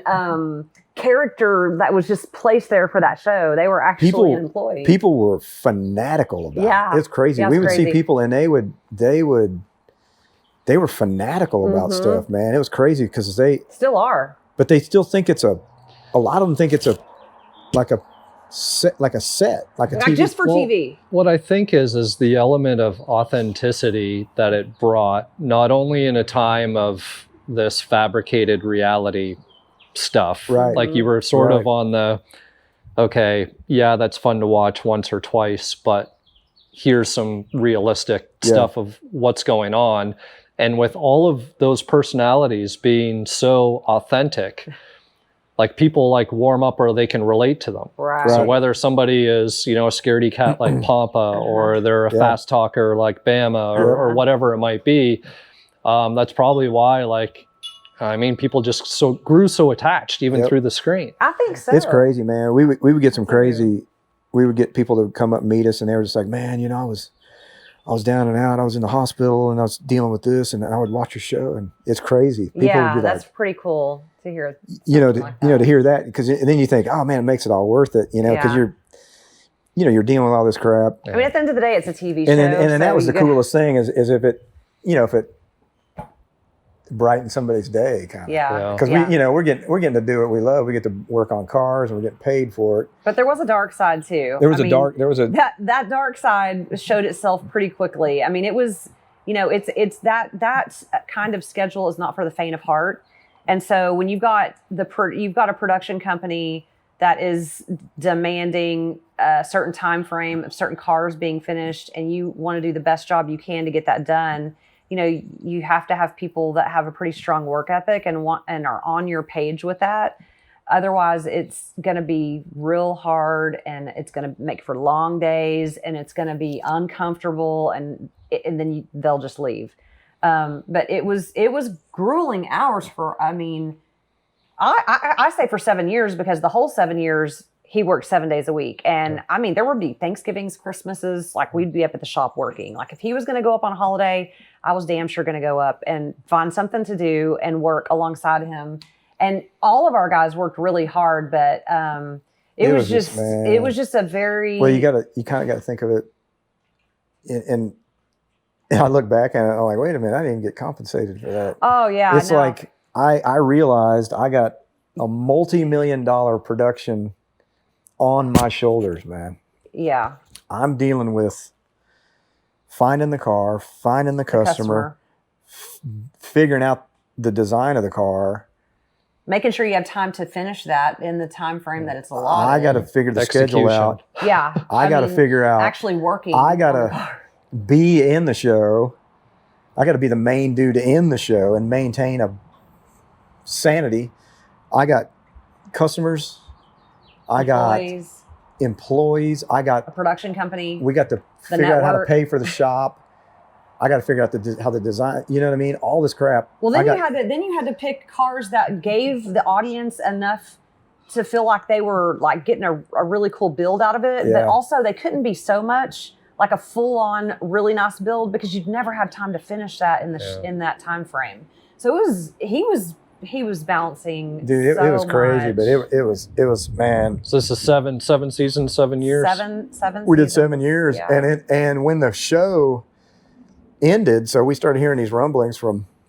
We started getting phone calls. Network people that, hey man, I think they're gonna shut it down, and we started getting phone calls from our peers that had shows that were saying, so we got a call over the weekend that our down. show's no longer. And so we didn't get that call. So we're like, what's going on here? And so it's really hush-hush thing. There's a giant merger. Warner Brothers merged with Discovery, and then I think HBO was HBO Max was buying the material. I don't know what's going on. It was like all the people on the shows were the last one to know anything was going on. Yeah. Yeah. Even the producers of the show didn't know what was going on. There's probably a lot of people that didn't like. No, the people at they didn't even MotorTrend know. were not even. I mean, nobody knew. Nobody was saying. Nobody. It was like super top secret, multi-million-dollar merger that was going on. So we're in the dark on it. Well, then we start figuring out what's going on. Well, then all these shows are dropping like flies, and we're like, what's going on here, man? And then we get a call that, hey, your show. Bitchin' Rides and Texas Metal. Texas Metal are the shows, Roadkill, are basically giving the value to the channel. They're the ones that prop the ratings up. And we're like, oh, okay, well, that's a good thing, right? And we didn't there was no cancellation. They were trying to extend our contract. They were trying to figure out what they were going to do. Like so they what wanted the next chapter of HBO Max, I guess, at that point. They wanted, they basically wanted to lock us down. Even Tim was kind of figuring out what's going on. Everybody's trying to figure out what's going on. This super secret thing going on with MotorTrend, and where's it going to end up? All this crap. Meanwhile, they're trying to still lock us down. So all these other shows are getting canceled. So there's like 4 shows left, and they're trying to lock us down. But you got to bear in mind too, we can't. We had a deal. Bill Goldberg approached us about doing something on Paramount. He had a show that was going to be on Paramount and wanted us to be a little guest thing on there. Well, that kind of stuff. MotorTrend wouldn't allow you to do anything conflict with anyone of interest. else. Conflict of interest. Which is kind of crazy because to me, it seems like it would bring more eyeballs to your show if you're out there doing other stuff with other people. If you're, they just probably saw too much competition at that point. It was probably like that whole thing was like imploding. It was. Yeah. It was. It was so crazy. The whole streaming thing. You couldn't do a YouTube channel. You couldn't do there was just, they did not want you doing the whole entertainment else. The whole entertainment industry, movies, scripted TV, everything was all in this uproar. There was the strike going on. Oh man, there was it was some crazy stuff all happening at the same time. All this was going on because everybody's trying to figure out all the streaming stuff. Everybody's like, wait a minute, people aren't watching linear TV anymore. Yeah. What's it going to be? What's it going to be? Everybody's trying to hold on and figure it out. Is it scripted TV? Is it reality TV? What's going on? Are we going to get rid of this? We're going to get rid of that. We were right there in the mix, Yeah. And HBO Max ultimately decided that they did not want to do any unscripted stuff. So, they bought Discovery, which owned like Animal Planet, MotorTrend, like all the ancillary programs. They basically they all went to reruns. So MotorTrend right now, I think somebody told me it changed its name to like Turbo or something else. But anyways, it's all reruns all the time. So basically they got that content as part of the package. They still sell ad sales on it. So it's kind of like running itself. They just play. It's like on repeat. There's nobody home. It's just kind of doing. And it obviously still makes money for them because they'll show. We'll be at a hotel somewhere. We'll pop it on. There's a MotorTrend. Yeah. It's like, damn, so still it's running. Still good to us. So it's still cool. Yeah, and it's amazing because obviously people come on. When you gonna start new shows? When you doing new shows? Haven't shot in 2 years. We haven't shot in 2 years, and you got to explain to them. Well, they put everything on hold. Everything's on the shelf right now. We don't know what's going on. So basically, Iron Resurrection will never be again. That show will never come back. But we get calls all the time about people that are trying to create automotive channels, networks. Fortunately, they're fundraising right now for some high up people in the industry, and I would suspect something's gonna. Doesn't mean we'll be a part of it, but there's still. We've gotten some calls from some really in the big conversations. People that they're pooling some big money together, and they're gonna start new content because the car content is huge. Well, to be honest with you, it's a big moneymaker, and to be honest with you, when we got to probably when Velocity went over to MotorTrend, a lot of things changed. But at that time, we were kind of getting really fatigued with trying to keep up with how many cars they wanted us to build in the time frame. So we started thinking, how can we take the success we have, which is the popularity of our characters and kind of building cars, and parlay that into another show where the time constraints aren't so bad. And so we had several ideas, and that's about the time it started going bad with them. And then they had some people at MotorTrend that didn't understand the car audience, and so you would pitch them something, and then you would never hear from them again. You just wouldn't. It was a strange deal because we. He is the audience, so he. Well, and that was the thing because when Bob Scanlon was there, man, it was really cool. It was a kind of a different vibe to me. Yeah. We would have these elaborate parties in Vegas during SEMA and stuff, and at the top of the Elvis's suite at the Hilton. And so cool. Crazy stuff, man. And Bob Scanlon did all that stuff, and it was just insanity. But I always thought, and so if they were smart, they should take the Joe Martin, the Dave Kindig, the Chip Foose, and Bill from Texas Metal, and ask them hey, go find a shop that's interesting that we could do a show on, that you could be a producer on too, or what do you want to see? What's the next evolution of this automotive thing, and let them. That's exactly, because to me that would have been and so what's amazing idea with her saying that is what the network was saying. It was like, hey man, we want to exploit the success of Iron Resurrection. You guys got any other little ideas for something that would be cool? I'm like, dude, I got 3 show ideas. Yeah. And I'm in my head, and then I'm thinking, man, I got the best ideas, dude. This is what we need to do. And these ideas, I'm thinking, okay. And I'm thinking, from just being on these shows, this would be way cheaper to film. It'd be way quicker. Yeah. It would be this, it would be that. I know the audience. I am the audience. Mm-hmm. Yeah. I know what people want to see. Mm-hmm. I know what they don't want to see.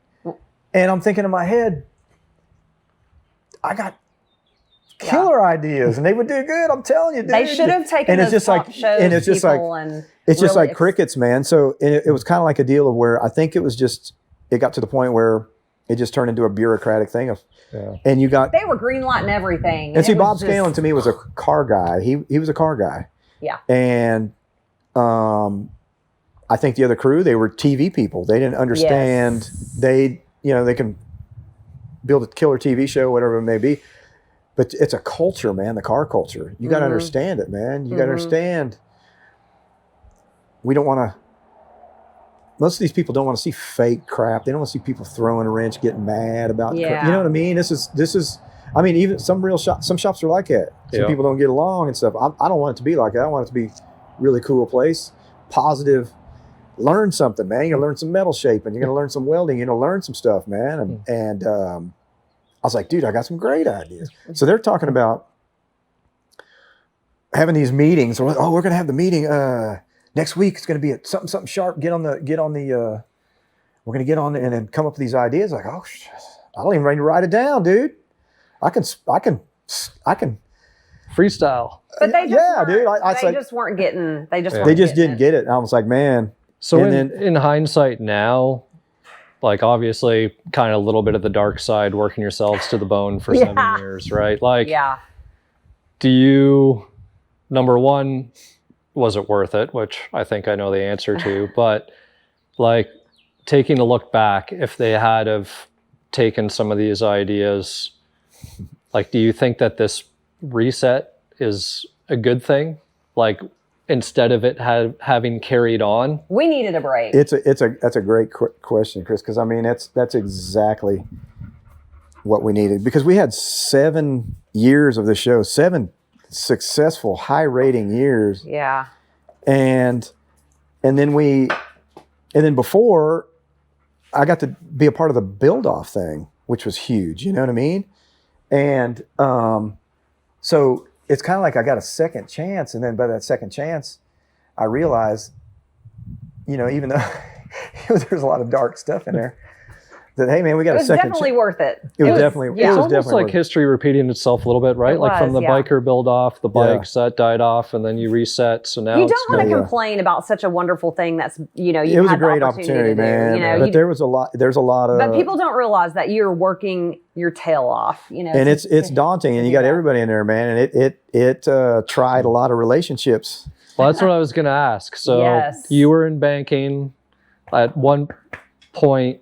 I'm assuming you joined the team full time. So that's interesting. Yeah, so well, actually, before the show even got greenlit, I wasn't even going to be in the show. When they kicked back with Rob, Rob's like, man, too bad we don't have, a girl, and too bad there's not a funny guy on there. You know, kind of like a front man guy or something. And so it's kind of like it was kind of like the template of Overhauling.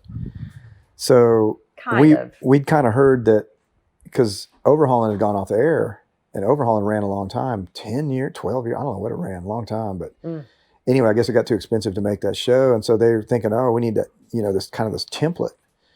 So we need a builder guy. We need a female. And then we need like a talking, like a Chris Jacobs type or something. And so we're like,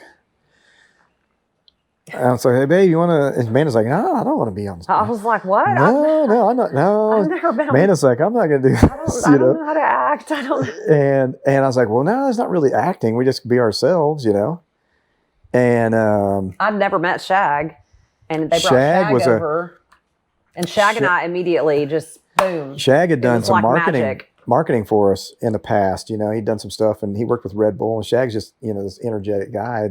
Quick-witted, funny dude, and so, and we knew him. He's our buddy.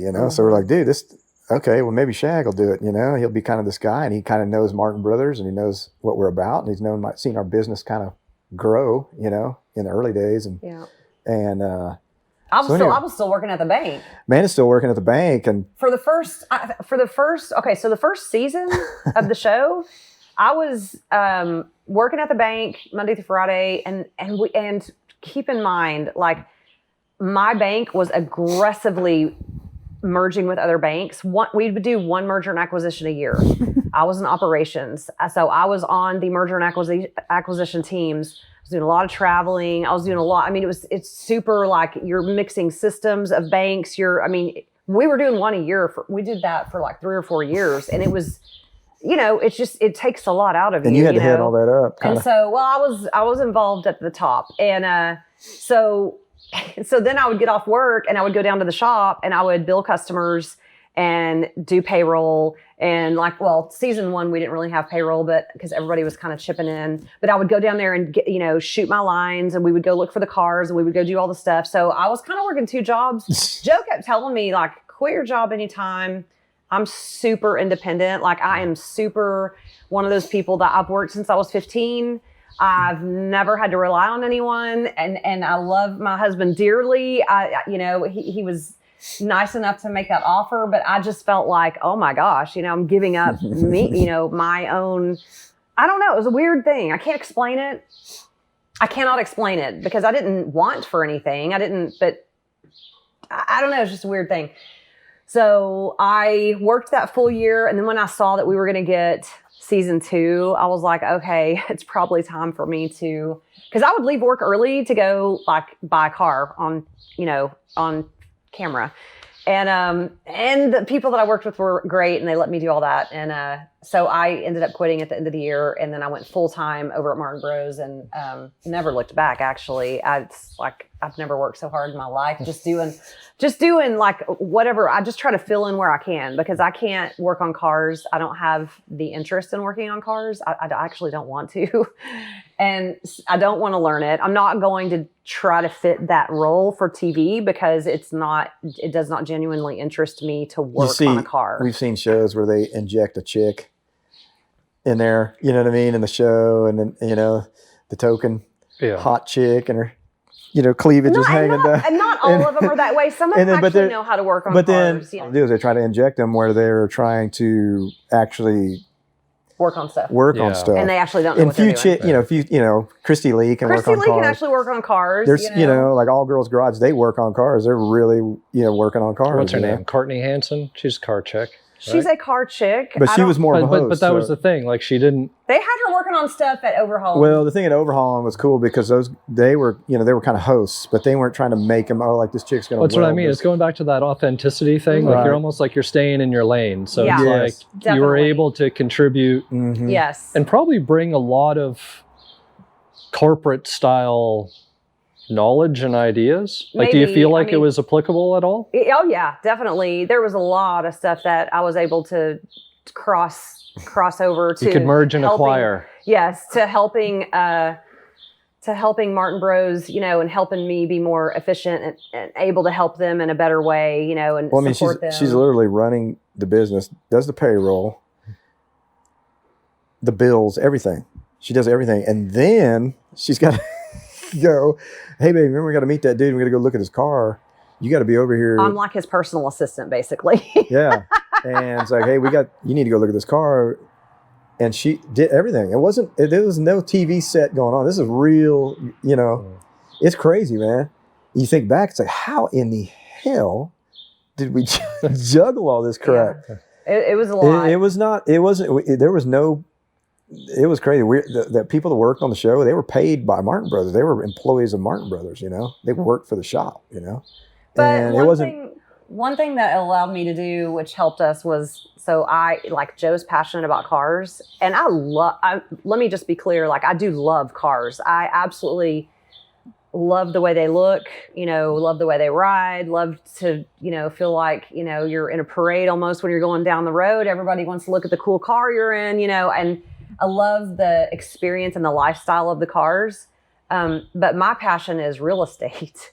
So when I made that jump, I was able to then start focusing on that part of it too for us.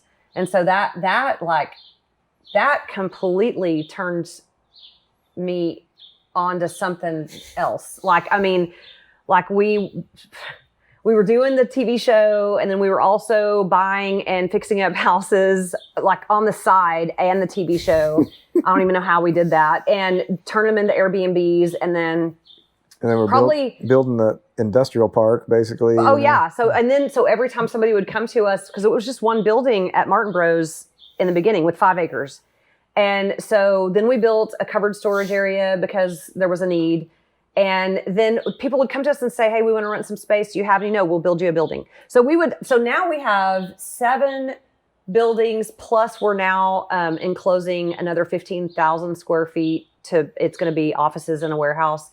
You got a really cool company coming in. Sometime in there in season 5-ish, we got the really crazy idea to build and start an RV park. If you would have asked me 5 years ago or even 10 years ago or whatever, RV park owner would never be anywhere on the map. The map has, I don't even know where this came from. Well, it's just because that's kind of how you think. We would ride around. We'd be on road trips going to events or whatever. And we'd be in the middle of West Texas, some middle of New Mexico. And there's this rat hole RV park in the middle of nowhere. And it's full. Yeah. 60 RVs sitting in there. Hundreds. And you know, and we'd see bigger parks, and we'd see more elaborate ones, and we'd down to some little rat hole RV park, and they're full. We're like, full. Dude. So this property came up in Johnson City, and it's taken us 4 or 5 years to get it finished. But we were working on it while we were doing the TV show. And so I was literally things you didn't see on the camera. Like I would, we also built this house while we were filming, and I would like run samples out in between like Joe, takes. pick this color. Hey, which countertops do you like for the house? Like this or this? And he'd be like that. And I'd run back in the office. Okay, cool. Working with the contractor. And we got camera crew just sitting there looking at us. Yeah, and I mean, I was just like waiting in the lurch just for my moment for them to just take a break, turn the camera off for a second. They're meeting about something, and I'm like bolting out there like, hey, Joe, can you tell me like what color? Do you like this color or this color? Do you like this tile or this tile? You like? I mean, it was wild. You know what's amazing about that whole scenario, though, is you really change on what you feel is important. Yeah. So like you really like hone in on things, and that's what allowed you to accomplish it, in my opinion, because it's like, I don't need to overthink the countertops or the color. You know what I mean? It's like, we need a counter. Well, I would narrow the choices down, and then I would just like put them in front of him and be like, okay, which one? Overthink the countertops. I'd overthink all of it, yeah. And then I have to have him come in and help me because he's like the master of colors, and like it all bleeds over. Like he's such a great artist. He understands colors and how they work together, and materials and how they look and work and merge together. And so it actually comes over really nicely when we're doing remodels and stuff on houses, because it's all the same thing. It's just a different, it's not a car, it's a house, you know, it's whatever. So it sounds like you found your passions like outside of banking. You know, it was really like you found your calling. It's kind of a match made in heaven, really, Chris, because I mean, she comes from finance, and she understands the value of finance. And I also made all those real relationships estate with the bank. And then, great relationship with the bank. She used to, help run. So if we needed a loan, like a commercial loan or something, like we want to do this or that. Like in these little towns, it's kind of like a handshake deal. Oh, man. You just go up and handshake. It's old school here, It's so cool. And so it's all in relationships. We've been fortunate to put money in all this real estate, and just try to grow it, because it makes not having to worry about a shop. Because these shops, even though these cars are a fortune, and what these cars cost, there's really not a lot of money in it. Well, not at the level that we're at, which we have about 12 to 15 employees. Now, if somebody's got 100 employees and they have a huge operation, that's a totally different thing. Well, there's different types of overhead and stuff too. So like that was actually a question that I had. Like if you took the TV show away and you took away obviously your other financial investments and endeavors, and somebody came to you saying, someone said to you, hey man, I'm going to open up a shop and this is what I want to do. Like, don't do it. Don't do it. The shop at this point is not like, thank God. We're not trying to deter people. No, follow your dreams sure. There's different ways to do it, because I've always just balls, and I just jump off the side of the boat, man.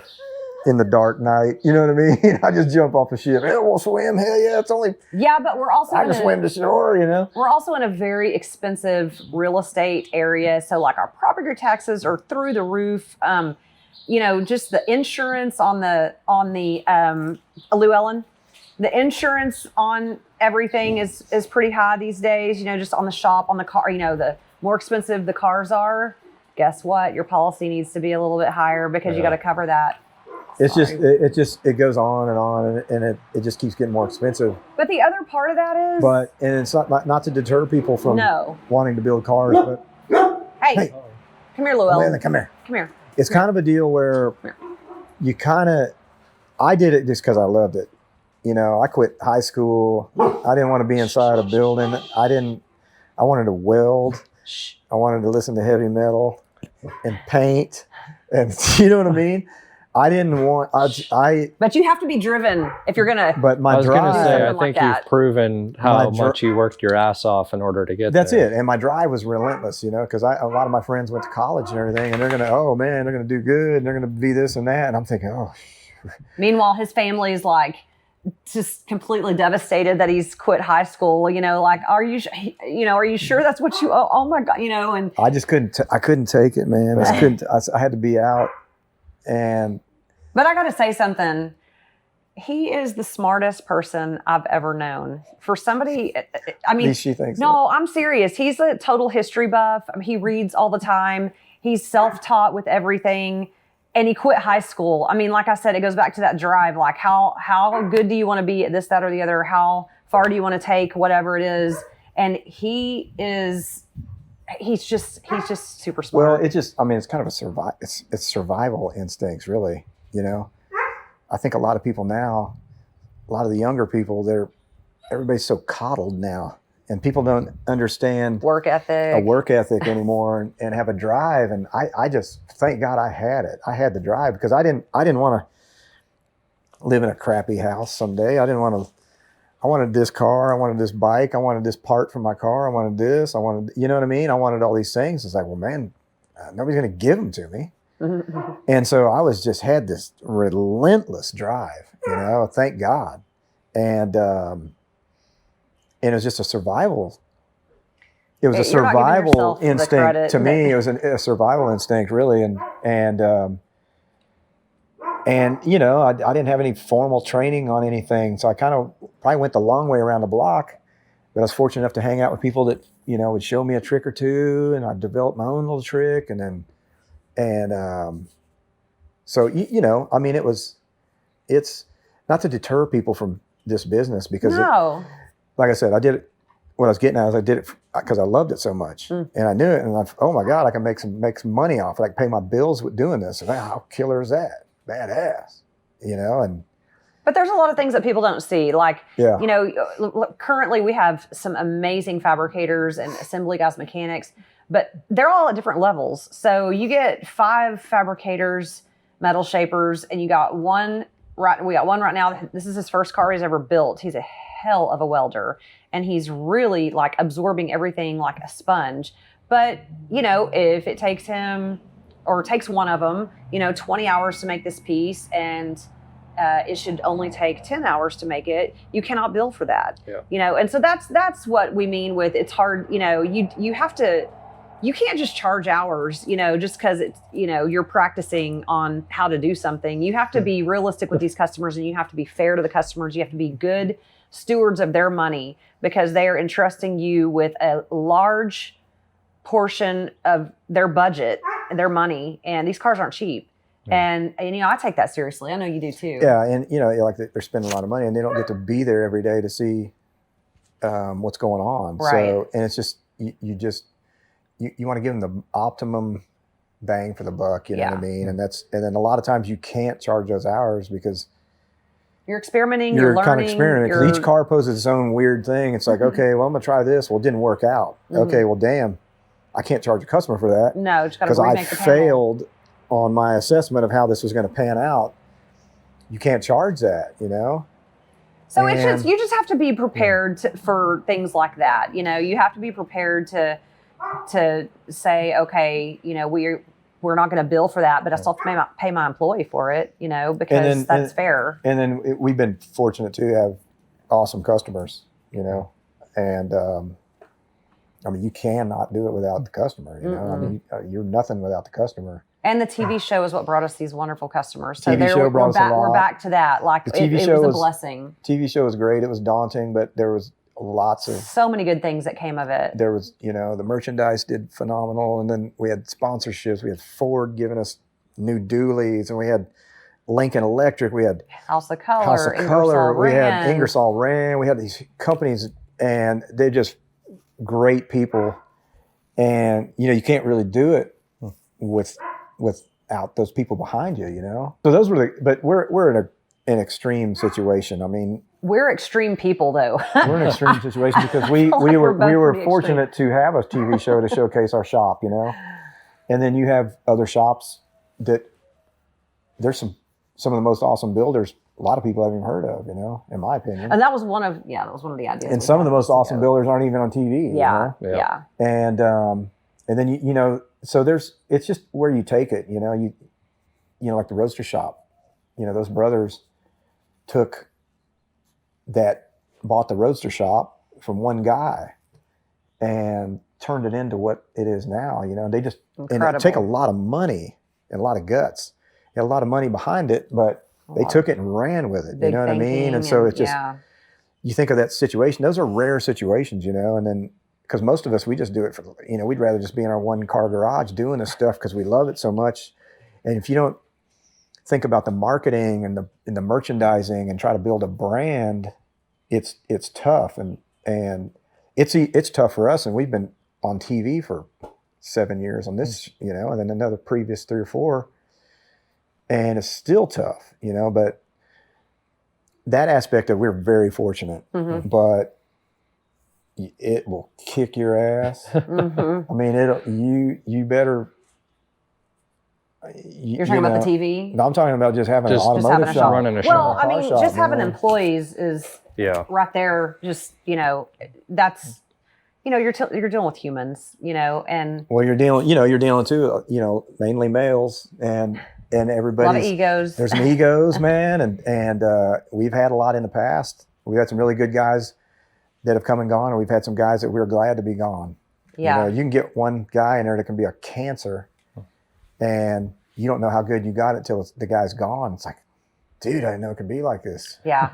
You know what I mean? And that's with anything. That's just how it goes. You know, any relationship, any business, you know, whatever it may be. But we've been through it all. I mean, we've been through it all, and then you dial in, and you keep finding better people, and you weed out the bad weeds, and these better people keep surfacing. And all of a sudden you just got this, and it's just better and better people. And I like being around those people that make me go, damn, dude, I didn't think of that. Holy crap, man. That's so cool. How'd you do that, dude? How'd you learn? You know what I mean?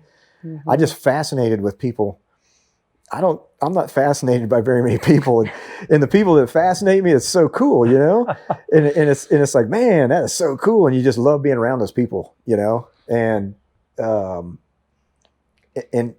you're constantly learning. You're learning from them. You know, this business, man, you're learning every day. You're not going to be a master of this business ever. But it's also cool to see people like Caleb. Caleb's been with us for 9 years, and he started as a painter's helper.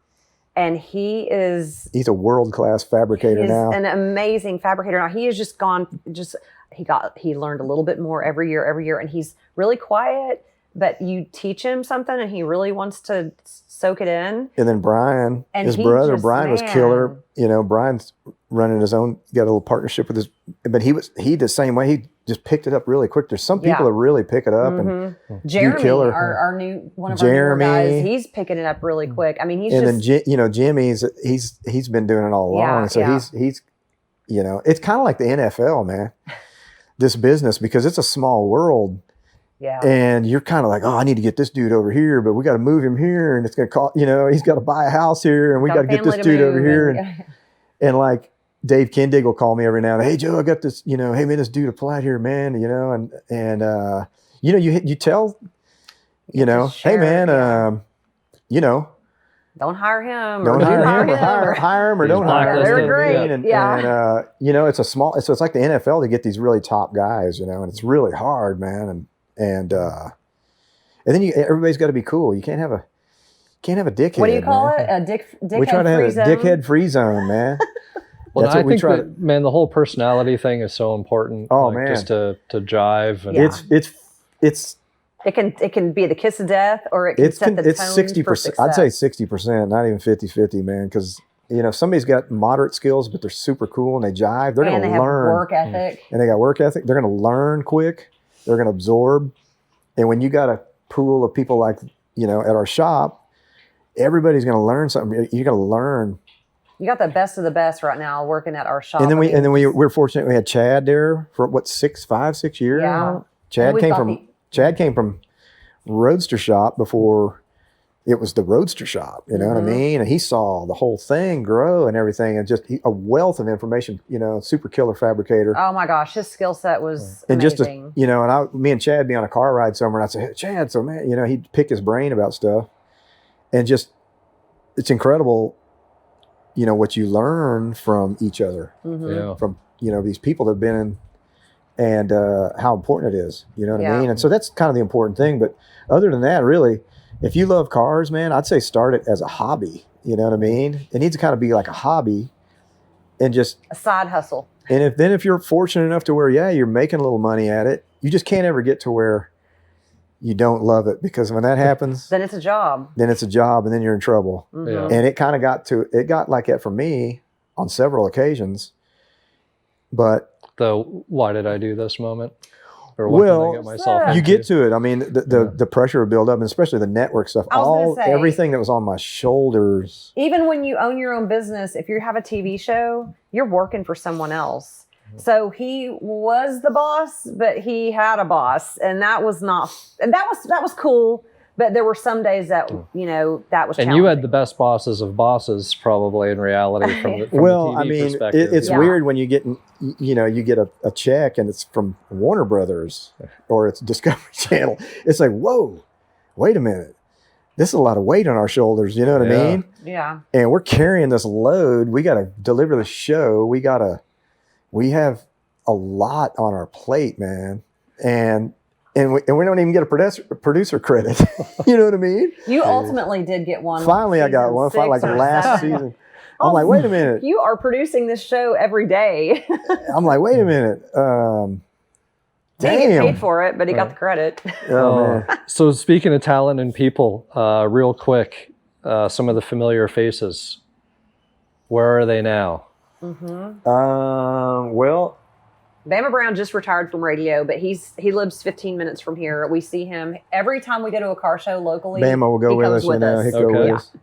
Bama's retired now, but he tinkers with cars now, so he doesn't really do much buying and selling anymore, because he would always have something that we would need, a motor or something like that. He would always have crap laying around. He had tons of, he had 20 LS motors one time sitting there, and he got them from Steve Reyes. Yeah. Our buddy Steve Reyes had the salvage shop. Yep. And Steve always had, brand new, Oh, man, that wrecked guy. state trooper Tahoes, Tahoes. So we get 6.2s from, all this crap, all kinds of stuff. Steve was a great source, and we are actually helping him with his car right now, Steve. his Superbird. We get more comments about that car. Oh, yeah. I swear to God, people see that thing, and it's nothing fancy, but It's like a rat version of a Superbird, It's everybody that sees it wants to know, what is that? What are you working at? What are you doing to it? Is that a real deal? Well, you see car. that wing, and You see the wing. It's, Yeah. and everybody's like, Yeah. what is that in the background? We get so many people that see stuff in the background. I'm like, what'd you see? Yeah. I'm like, oh, dude, that was like 6 years ago. Yeah, What are you yeah, talking yeah. about? Yeah. It's crazy, man. But And then it's Pampa, this is going to surprise a lot of people. Pampa is actually an OSHA certified safety manager. So that guy not only he could have a freaking career in comedy, but he is also super smart and has the OSHA certifications for safety. So he helps us out with that. But he gets contract jobs where he'll go for like 3 months and then come home for 6 weeks and then be gone for 2 different places. And so when he's home, he'll come by the shop and hang out, and we go to dinner and whatever, So that's kind of what Pampa's Pampa, crazy, man. He could, if he could just hone himself in, he could be a stand-up comic, man. That guy's so funny. He's can see he is it. so He's our little quick. man child. He's so quick. That guy's like, Pampa, you could be a famous comedian. I'm serious, Yeah, man. he's He pretty. is hilarious. That He's dude, pretty he funny. can dance. That dude's unbelievable, man. Yeah. Oh, no, Yeah. And he just happened to roll into our life, and he was really there, Yeah. I mean, he was really there, me and Mike now, we kind of we've gotten over into the construction stuff now. So all these Yep. buildings we build, all the concrete we pour in driveways, whatever it may be. Mike came from, him and his brother had a concrete his company in background. Dallas. It's his background. So he's so jammed with that stuff now. I've been acquiring equipment now, backhoes, skid steers, equipment, for our construction stuff now. So that we don't have to hire people to do it. We do it ourselves. And Mike heads up these crews now. He does killer. And then if it slows down for him, Mike will come back to the shop. What are you guys working on? I'm gonna work on this for a while. Uh-huh. And but Mike's at the point too where he's kind of wanting to Slow down. semi-retire, but at the same time he can't sit still either. Mhm. He cannot sit still, just like me and Amanda, Mhm. and so fortunately we do most of the construction stuff with Mike. You know, he's been in it all his life till he started working for me. Yeah. You know, and then Mr. Clay. Everybody asks about Mr. Clay. Mr. Clay, he's one of our top still building customers. several cars for him, and Mr. Clay's. They've become friends, him and his wife. Yeah, I mean, they're kind of like family now. Yeah. Mr. Clay's, we do no less than probably 3 cars at a time for Mr. Clay. Yeah, he's just a great. He loves cars. Man. That guy loves cars. He's been an awesome customer. Yeah, we get asked about him a lot. And Shorty's painting. Shorty's Shorty hadn't been with us for since season 3. Yeah. And then you know, he was driving down, him and Joel were driving down.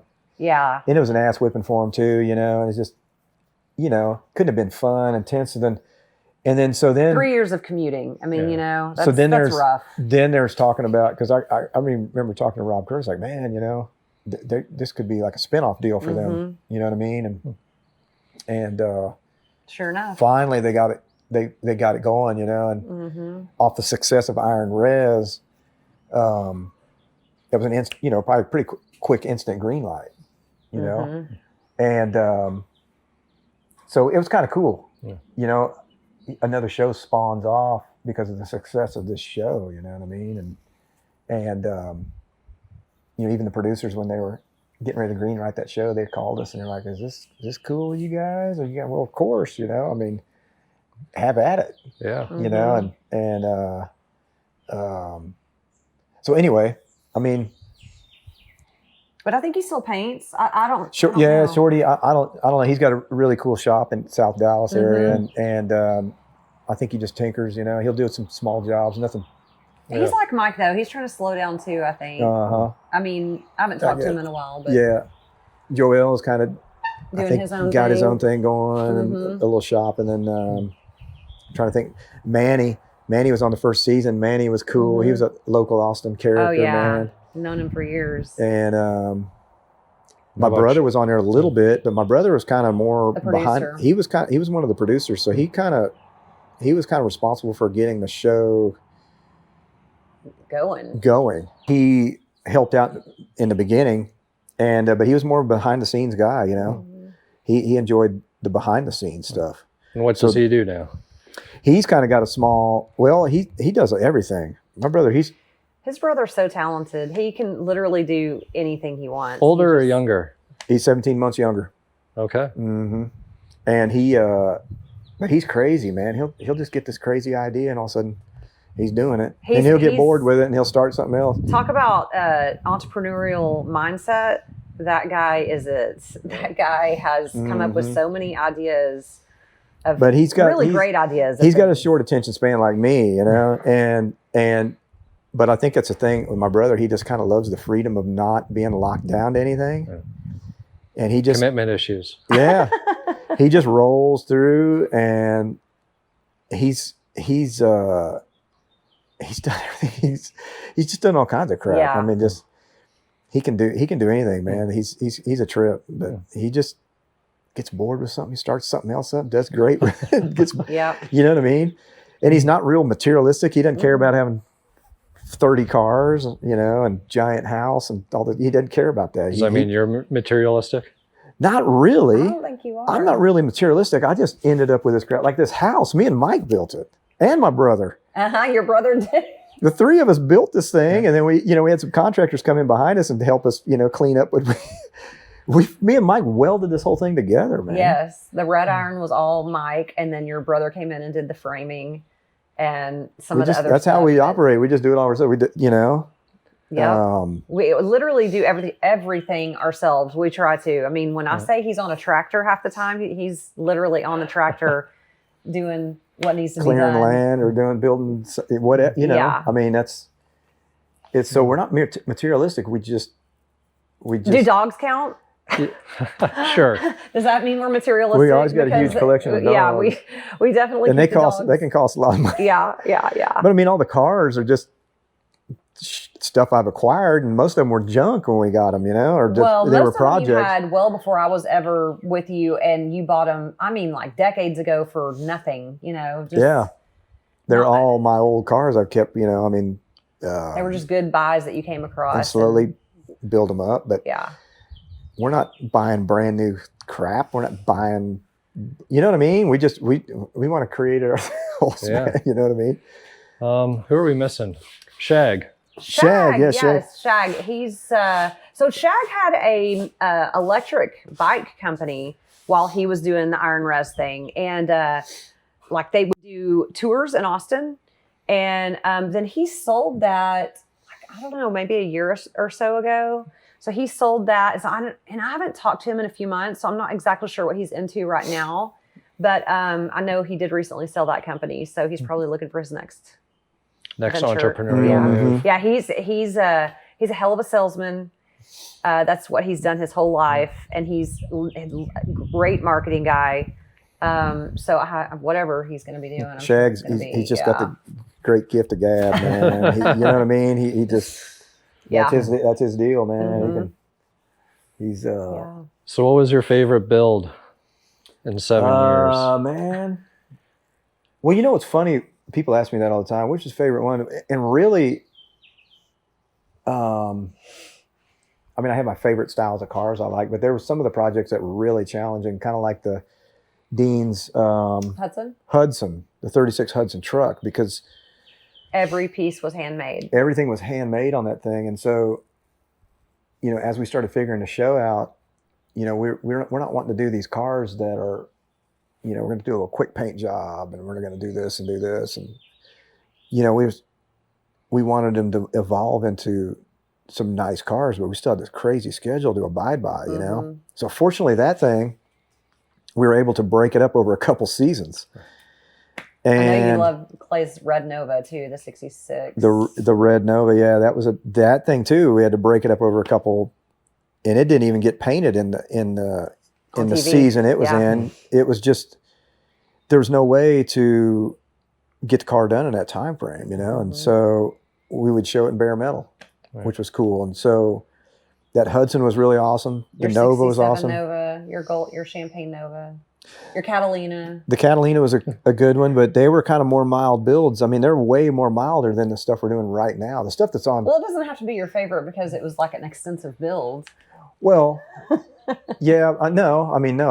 I loved all the cars. I love every car that we. Because sometimes keeping it simple is This is actually one of my better. favorites right here. That's it, yeah. This one right here, we drive this vehicle more than any of the other ones. You don't have to worry about the paint.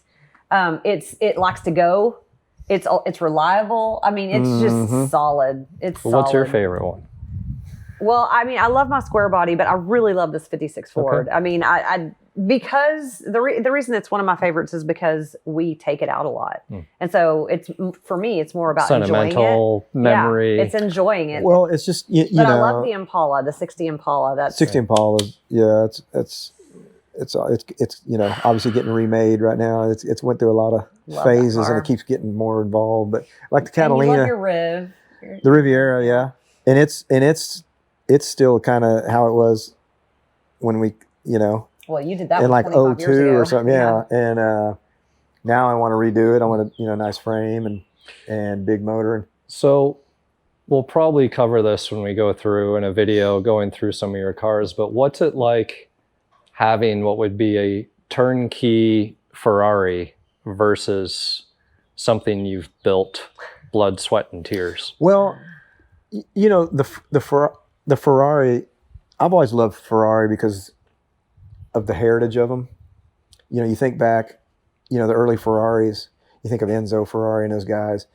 Enzo didn't care anything about going fast. He just wanted to make a car to go fast, and he got into the racing, and he didn't care about production. He cared about, it was all about, is his car going to make it to the finish line, And there was no production anything. And so these cars were literally beat over tree stumps, English wheels, They were handmade, bodied cars over wooden bucks. And there are no two of them were the same, you know what I mean? And so it's just so cool. And a lot of the car companies, would start that way. I mean, but I always thought the Ferrari was so cool because it was just up until, I mean, not recently, but they were still one-off.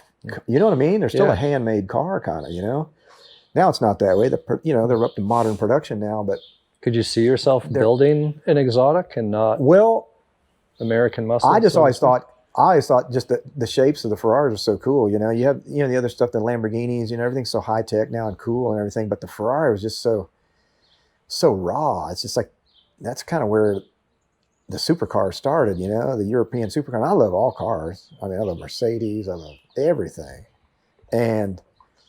But just the history of the Ferrari is so cool. I kind of relate to it because it's like, man, this.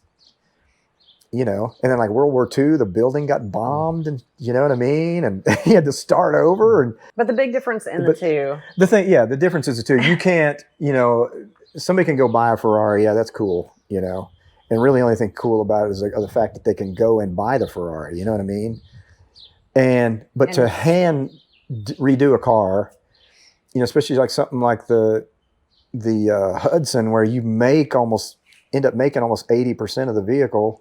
Because the rest you got to throw it away. That's really rewarding. It's more rewarding than driving a $400,000 Lamborghini or something. You just can't. But not in your shoes. Someone could buy a Martin Bros custom that costs 2, 3, maybe even 4 times the cost of said hand-built Ferrari. Mm-hmm. Mm-hmm. Yeah, you're right. Yeah. Yeah. That's a good point. And so we get the satisfaction, even though they're not our cars, we get the satisfaction of actually having redone the car, built the car. And they're hand tailored for that customer. I mean, so Tyler is sitting the person down on the foam and shaping the foam to their butt cheeks, to where their feet need to hit the pedals and how high they want their back, and like it's custom as well. I mean, you know, Ferrari's a custom vehicle too. You get to pick your own color, your own combos of this or that or the other, but you know, anytime you get into the custom automotive stuff, I mean, it's custom as well. I mean, it's tailored. I guess it's probably an appreciation thing because you have that appreciation for the Ferrari. Yeah. It's the same thing, you know. I mean, it's kind of the same thing, you know. It's I mean, fortunately we get to be the ones to create it, you know. We don't get to own it, but we always kind of own it. They're always kind of ours, even though the customer's funding it. And it's, you know, hand tailored for that customer. You know, it's pretty cool. And then these customers that we're doing these cars for, most of them can go buy 5 Ferraris and not even blink. You know what I mean? Yeah. They could go do that instead. You know, I would say the ones that you really have to watch out for are the ones that have never built a car and want their high school car, but they also want it to drive like a brand new Escalade. That's the customer that you're like, maybe you should go buy that Escalade. Well, you know, we've had some nightmare customers too. You know, it's usually the ones that come in and they try to chop you right off. Yeah. You know, and I don't want to do this. Well, man, I'm sorry, and I don't think we can do that. Then then I start thinking, okay, man, well, the guy's going to bring in some work, and you're trying to be cool, and you're trying to. But you really want to build the cars. You really want to do it for that love the cars, you know, that truly love the cars and have built cars and understand the process, and you know, that's where the magic is. Yeah. What would be the most expensive car that you have built? I don't even want to say, but you want the dollar amount? Well, you could do one or the other if you don't want to have the association. Well, I'll put it this way. I mean, compared to some shops, you know, some shops are, I mean, and these shops do killer stuff. I mean, they're top of the line shops, you know, but honestly, I don't want to get into, I've never been like a show car guy. I love going to a show and seeing the crazy innovation, you know, and then the guys keep raising the bar, and it's like, oh shit, that's killer, man. Why not think of that? You know what I mean? I love that aspect of it. But as far as I'm not a show car guy. I would rather car. How about this?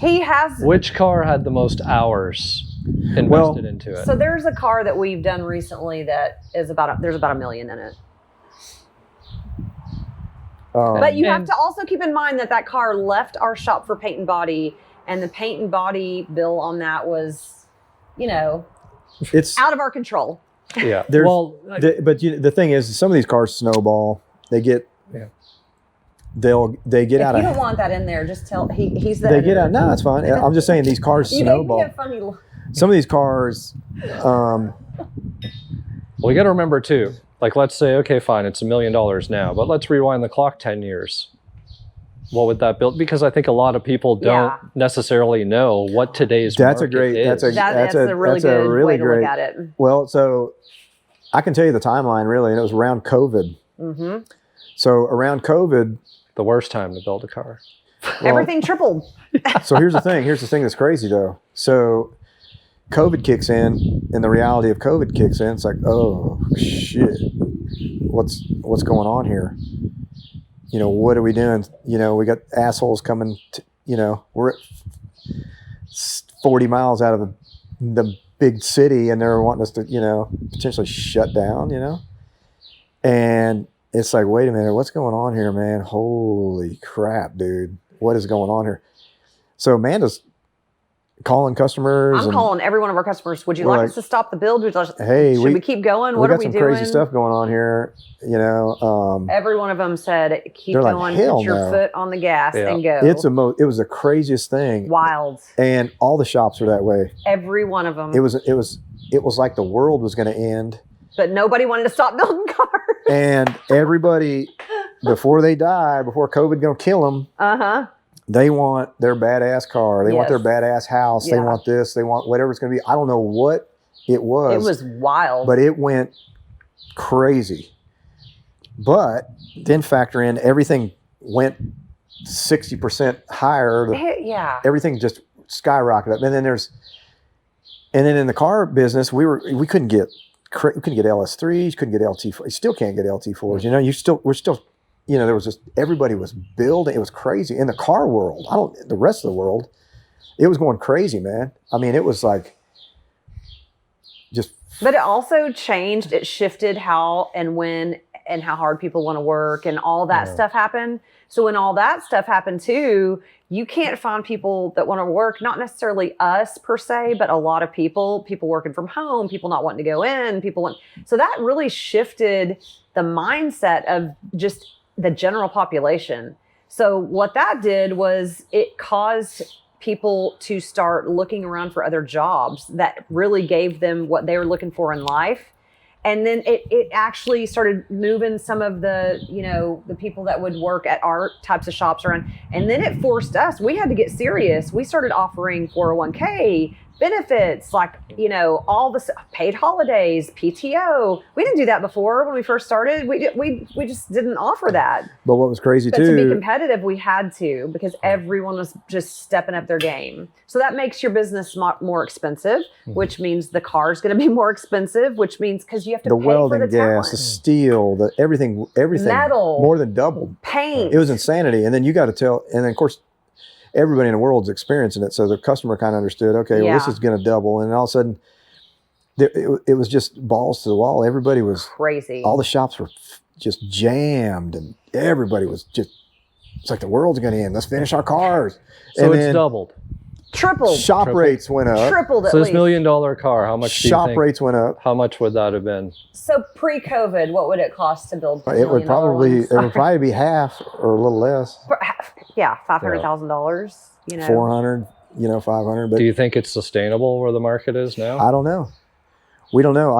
I know one thing, and that's what's been kind of driving my latest thinking. There again, Roadster Shop has been doing these They kind of came up with this Survivor Series things, and it makes you think, wait a minute, you know what? These guys are onto something.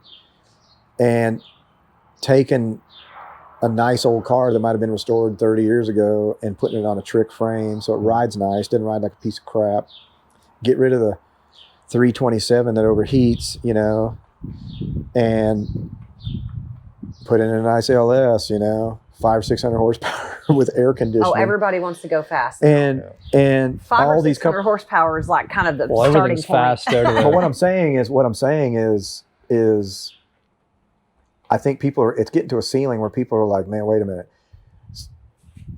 We want something to enjoy. I can remember George Petit. I remember George Petit's George passed away, but he had all the top, Troy Trepanier, all these Pinkies, all these killer shops building cars for him. He had a huge car collection, high-end, world-class cars. And I saw him at the Good Guys in Dallas on the road tour, and he had this Chevelle. I can't remember if Roadster Shop built. I don't know who built it for him. It was a Chevelle with patina on it, on a Roadster Shop frame, big giant motor. And I saw him drive by, and he had 3 or 4 people in the car, and he was having a ball. And he's burning around. And I don't know how old he was, 80 something, and he was burning around in his car. And I was like, look at this dude in this old Chevelle. Having a ball. He's having a ball, and this guy can afford Troy Trepanier cars, one right after another.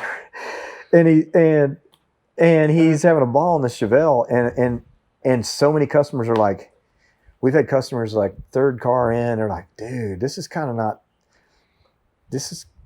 that much fun when you spend this kind of money.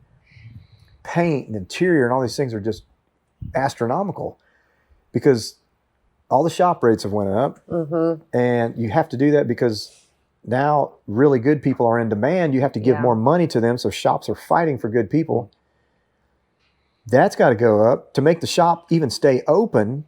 You have to have multiple cars going all the time. And you have to have customers that can pay. You have to have customers that pay on time, paying very large amounts of money. Yeah.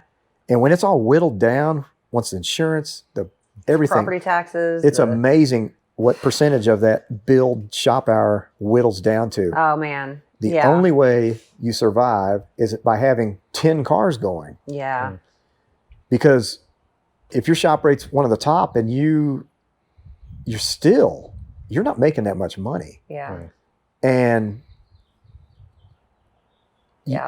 So that's this whole mindset of like this truck right here.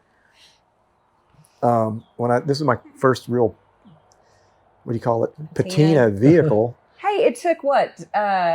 And we got it done in 70 no years time. to get this patina. And didn't you have to perfect on paint here. some patina on He too? did. Well, I had to, because I did some metal work, did some Fotina. fancy metal, and you got to Fotina. fotina a little bit. But Yeah. the thing is to me, it's like, it's, I mean, if you have,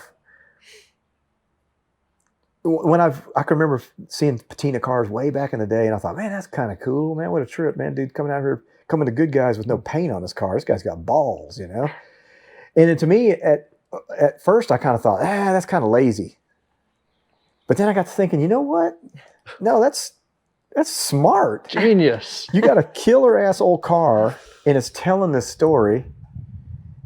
It was sitting out in the, Arizona sun or some shit, or it was, sitting here or whatever it may be, and it's just faded, and you can see the layers of the factory primer that they put in, and then you're thinking, damn, you see that car patina, and you're sitting there and you see it, and then you have this, when you see an old car sitting beside somebody's barn or somewhere in a field, what is it? It's patina. It's sitting there. It's making your mind go, oh my God, if I get my hands on that car. What story will it tell? Yeah. If you see that car at Good Guys and it's sitting in the winner's circle, that car's about $800,000. Oh, minimum. Yeah. That turns you off real quick. Yeah. You know what I mean? Yeah. And not you're like, man, everybody that car looks killer, man. Well, we do try to tell people. But dude, you're not gonna get out get caught in a rainstorm and be freaking out.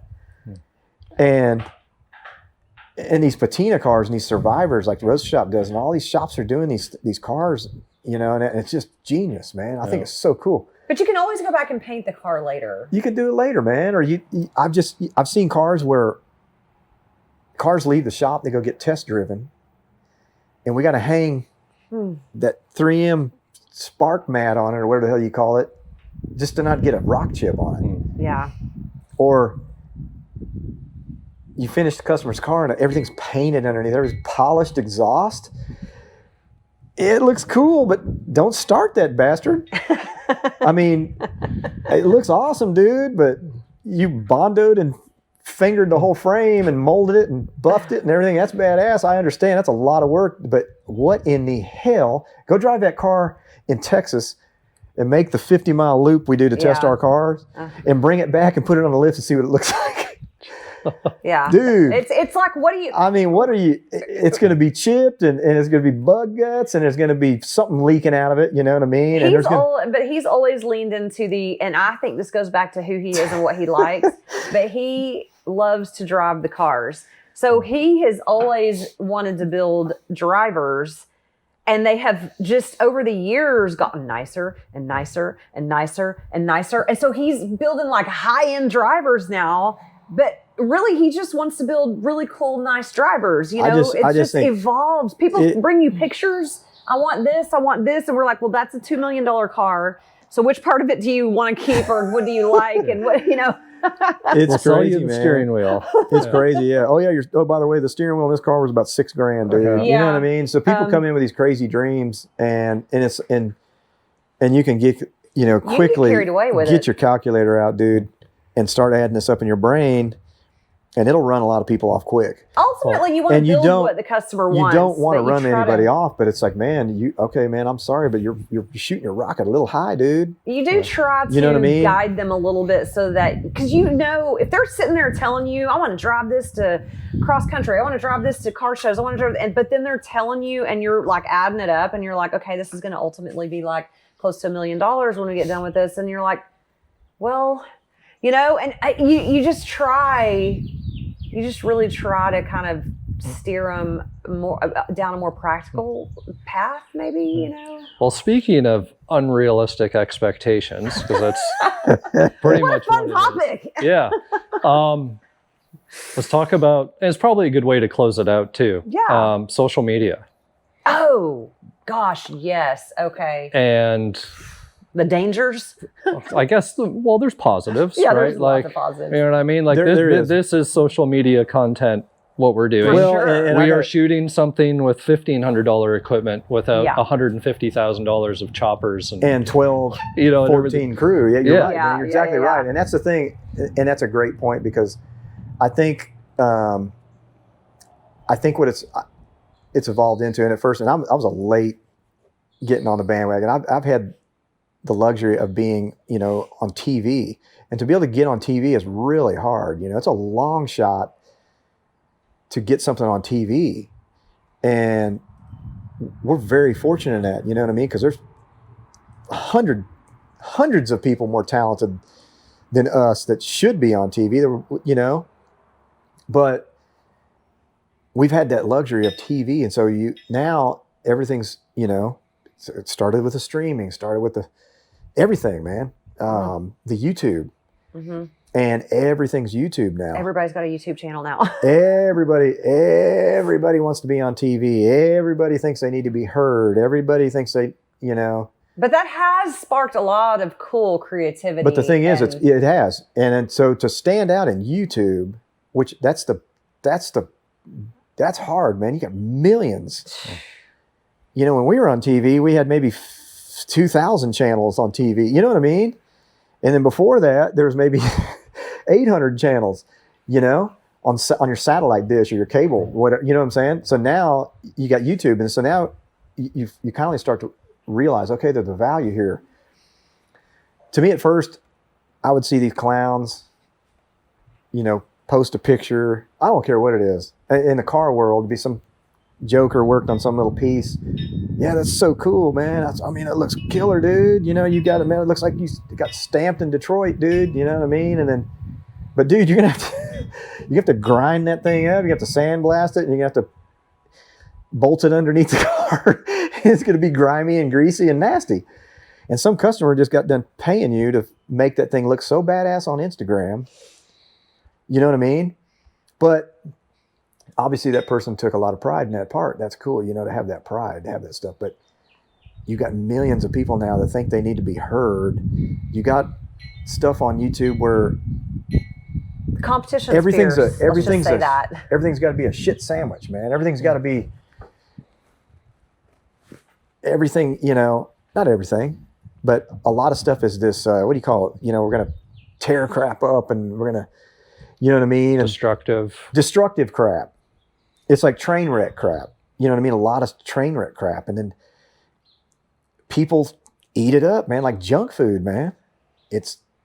it's a quick adrenaline buzz, man. a wild time It's a we're living in right dopamine, now. so everybody's going to watch this dude wreck this piece, you know what I'm crazy. saying, whatever it may be. But the other side of it is, if you want to learn how to do something, you could probably Google it on, or not Google it, but look it up on YouTube. Yeah. And you can find out, there's probably 200 videos on how to do, or why this is happening, or how to make this, or how to do this better. So that's the beauty of it. And that's too. the cool thing, is you got those people, and to me, those people are the minority. You know, most of it's some joker dancing in his kitchen, or some goofy chick dancing in a kitchen. You know what I mean? So it's just ridiculous, man. And look at me. I gotta be on TV. Oh my God, look at me, please look at me. You know what I mean? I want to be famous. You know what I mean? And then thank God there's the small amount of people that really want to teach somebody. It's like, hey man, look how we built this. Look how we did this. We built this cabin. We built this fender for this, you know, we built this front, you know what I mean? Whatever it may be. And it's just so cool. That aspect of it. I think our YouTube is kind of, we kind of rolled into it holistically, because we didn't really do it until the show ended. And, you know, we have a built-in audience that wants to know like what we're still doing. Thank God. Like, thank you for wanting to know. We appreciate it. But I mean, you know, we didn't stop. Our shop didn't shut down because the TV show went away. Like that is Joe's passion in life, is these cars. And so we're still building. And so if we have something that people want to see, then we might as well try to put it out there and see, you know, is there another audience that perhaps we didn't tap into on TV and linear world, because MotorTrend was an extra channel you had to buy and some people weren't going to pay it. And then you've got this younger audience that wasn't even watching linear TV. I mean, maybe there's a younger audience that's into these old cars too, that we can, you know, bring them along for the ride, or maybe they'll want to pick up some of this, you know, talent, learn how to do something. I mean, that's the one thing that's concerning to us, is that we go to these car shows and there's no one under the age of 50. And those people that are 50, there's not many of us. It's all people that are older, and we're like, what is going to happen when this generation is no longer here? Are these car shows going to die? Will they evolve into something else? Where's the young people? Where are the young people that are interested in the old cars? They've got to be out there. They've got to be. And we see them, but yeah, we see them sometimes. you see youngsters into it. And it's really cool, but man, it's just damn. Well, it's sort of like the Harley market, right? Like that, I think that'd be the biggest fear is, well, I think that's a little bit more niche, because cars in general versus, well, you bring up a good point, because the Harley market, to me, I saw all that too, you know, the early 90s, you know, you got Mickey Rourke and all these rock stars and people riding around these Harleys before they were cool. Oh man, Harleys were considered oil leaking, you know, lethargic turds. but then they really hit a stride. And then only the hardcore people loved them, you know what I mean? Old Panhandle. I love the Harley stuff. I mean, it's so cool. And then the general public saw the Harley as like this outlaw vehicle, you know what I mean? It's like this only bad dudes, bad people ride these things, you know what I mean? Which was kind of cool. And that's why you get Mickey Rourke and these dudes starting to ride them, and then it blossomed in the general public.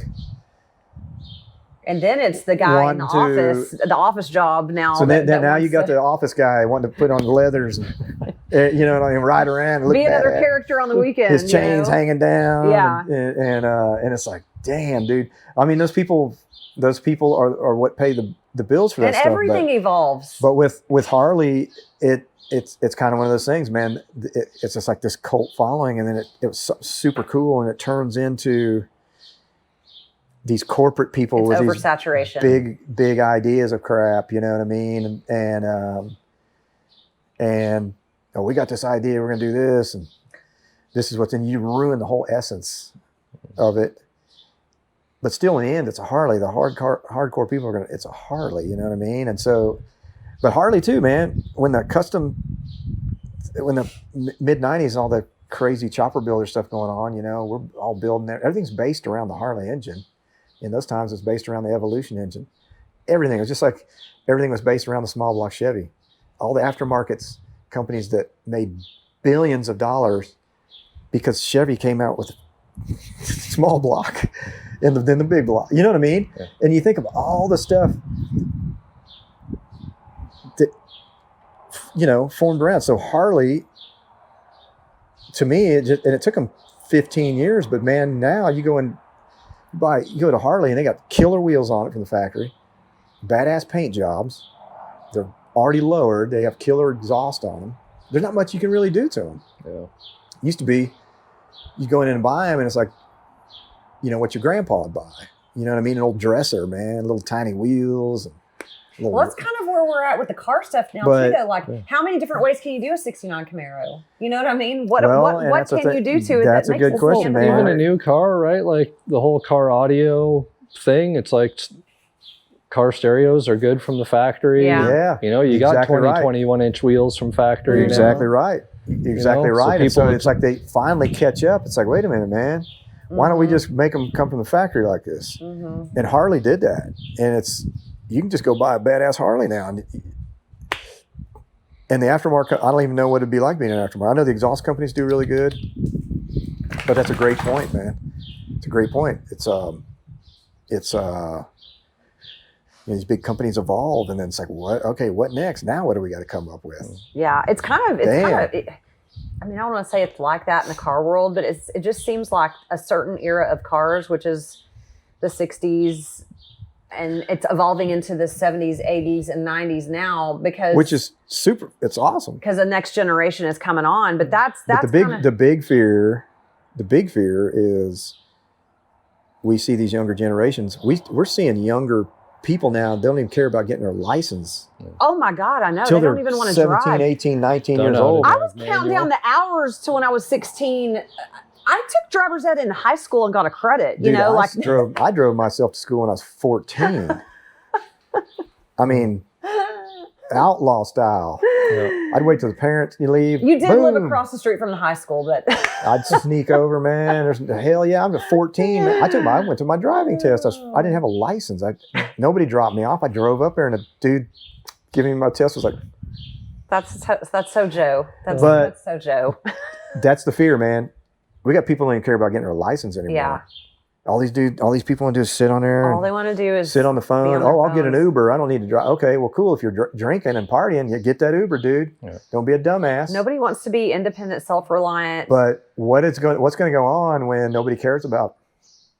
I can be in my '67 Nova. I don't care who you are. If you don't like a '67 Nova, you're a weirdo. You're weird, dude. Yeah. And I can pull up at an intersection somewhere, and there won't be one person to look at the car. Car sitting there going, badass Nova sitting there, and just people just be in their cars, their little blobs of metal, just sitting there. No, they're not metal. And they're on the phone, plastic. Blobs of plastic, and they're just sitting in there. And nobody's looking at this car. What a bunch of people are stupid, man. People suck.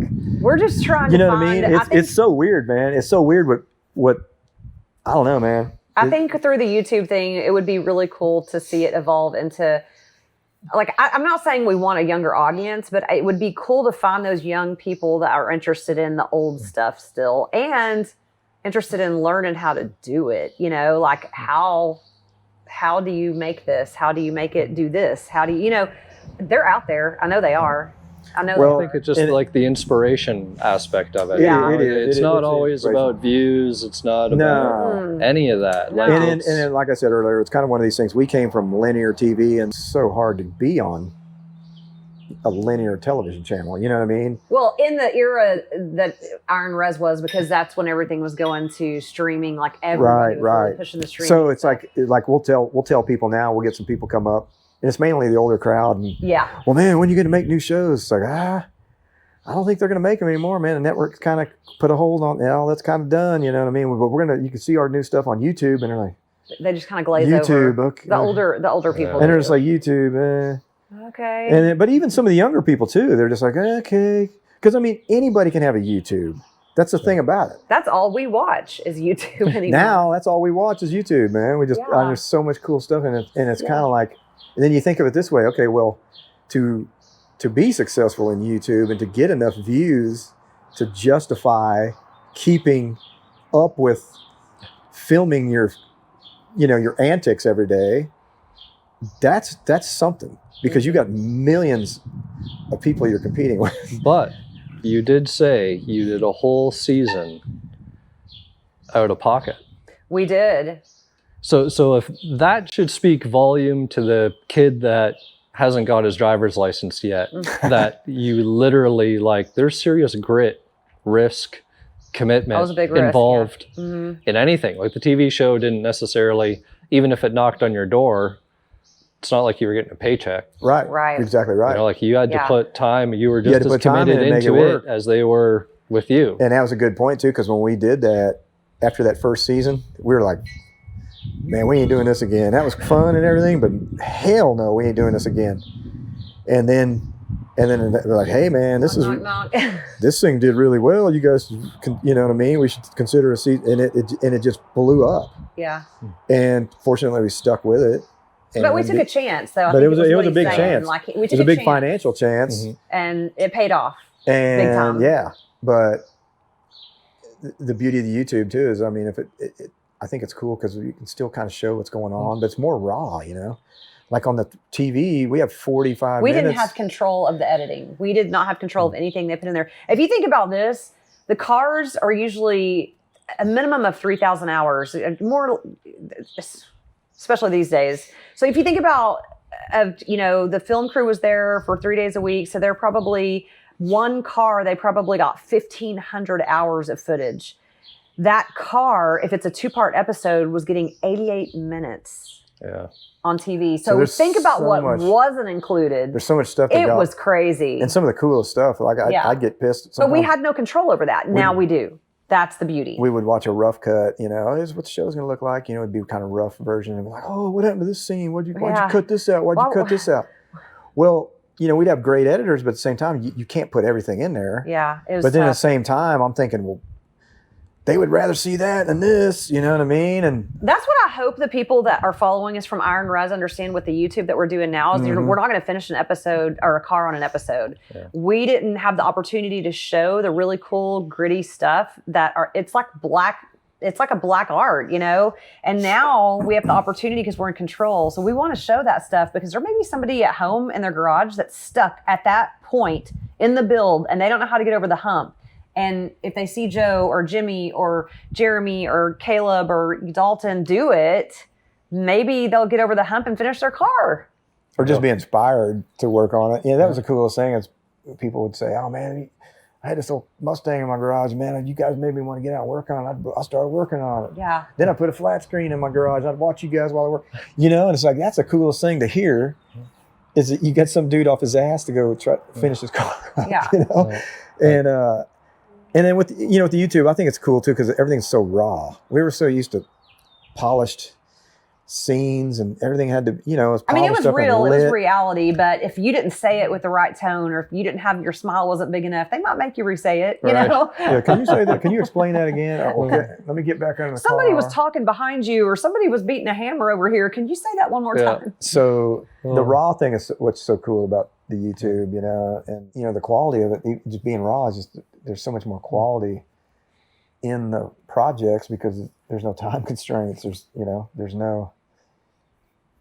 Yeah. it is what it is. I mean, it's It's can- authentic on another level. You It can really is, literally yeah, take yeah. the viewer along for the ride, Mhm. the whole ride, not Yeah. like a very, very micro dose of the ride. Mhm. True. And so I mean, I was kind of reluctant to get into it. I'm like, I don't want to talk on a camera anymore. I don't want to do this anymore, but man, the customers love it. They love seeing the progress of the cars, and the fans of the old show love it. They love seeing what's going on, and it makes them want to buy a T-shirt, makes them want to buy a hat, makes them want to get their car done. Mhm. Well, And it's just so hopefully you cool. find somebody that didn't know that either you had a YouTube channel or somebody that just gets That's it. So inspired you're into getting- the trade. Yeah, you you're know? getting these younger, people that never watch the old show, Mhm. which is really cool. Yeah. But it's just like I said, the competition, it keeps you kind of on your toes, and you're seeing what everybody's doing. You see really big production, really cool shots of cars going down the road. Like Roadster Shop. Again, they do killer videos and explain the car. Wow. Yeah. Some of that is You know high what I mean? production, And like then there's- really and pretty then, stuff. Really cool stuff. shops are doing, and obviously they got a little small production crew there doing it all day long, and that's cool. We're not going to quite do that. We're not going to do that, but at the same time, I like the rawness. Yeah. I like the rawness of. So I'm excited about this Oldsmobile project. It's not a $600,000 car, It's going to be a patinaed car that anybody can do with some welding skills, and a little bit of imagination, and have a ball in that car, man. Well, thanks, guys. Thank you. I think that's gonna be pretty cool, man. Yeah. I think that's gonna be pretty cool, Chris. We'll see what you can dwindle it down to, because we've been sitting out here for like 2 hours. So You'd be surprised. You'd be because you know what? It's almost like podcast form.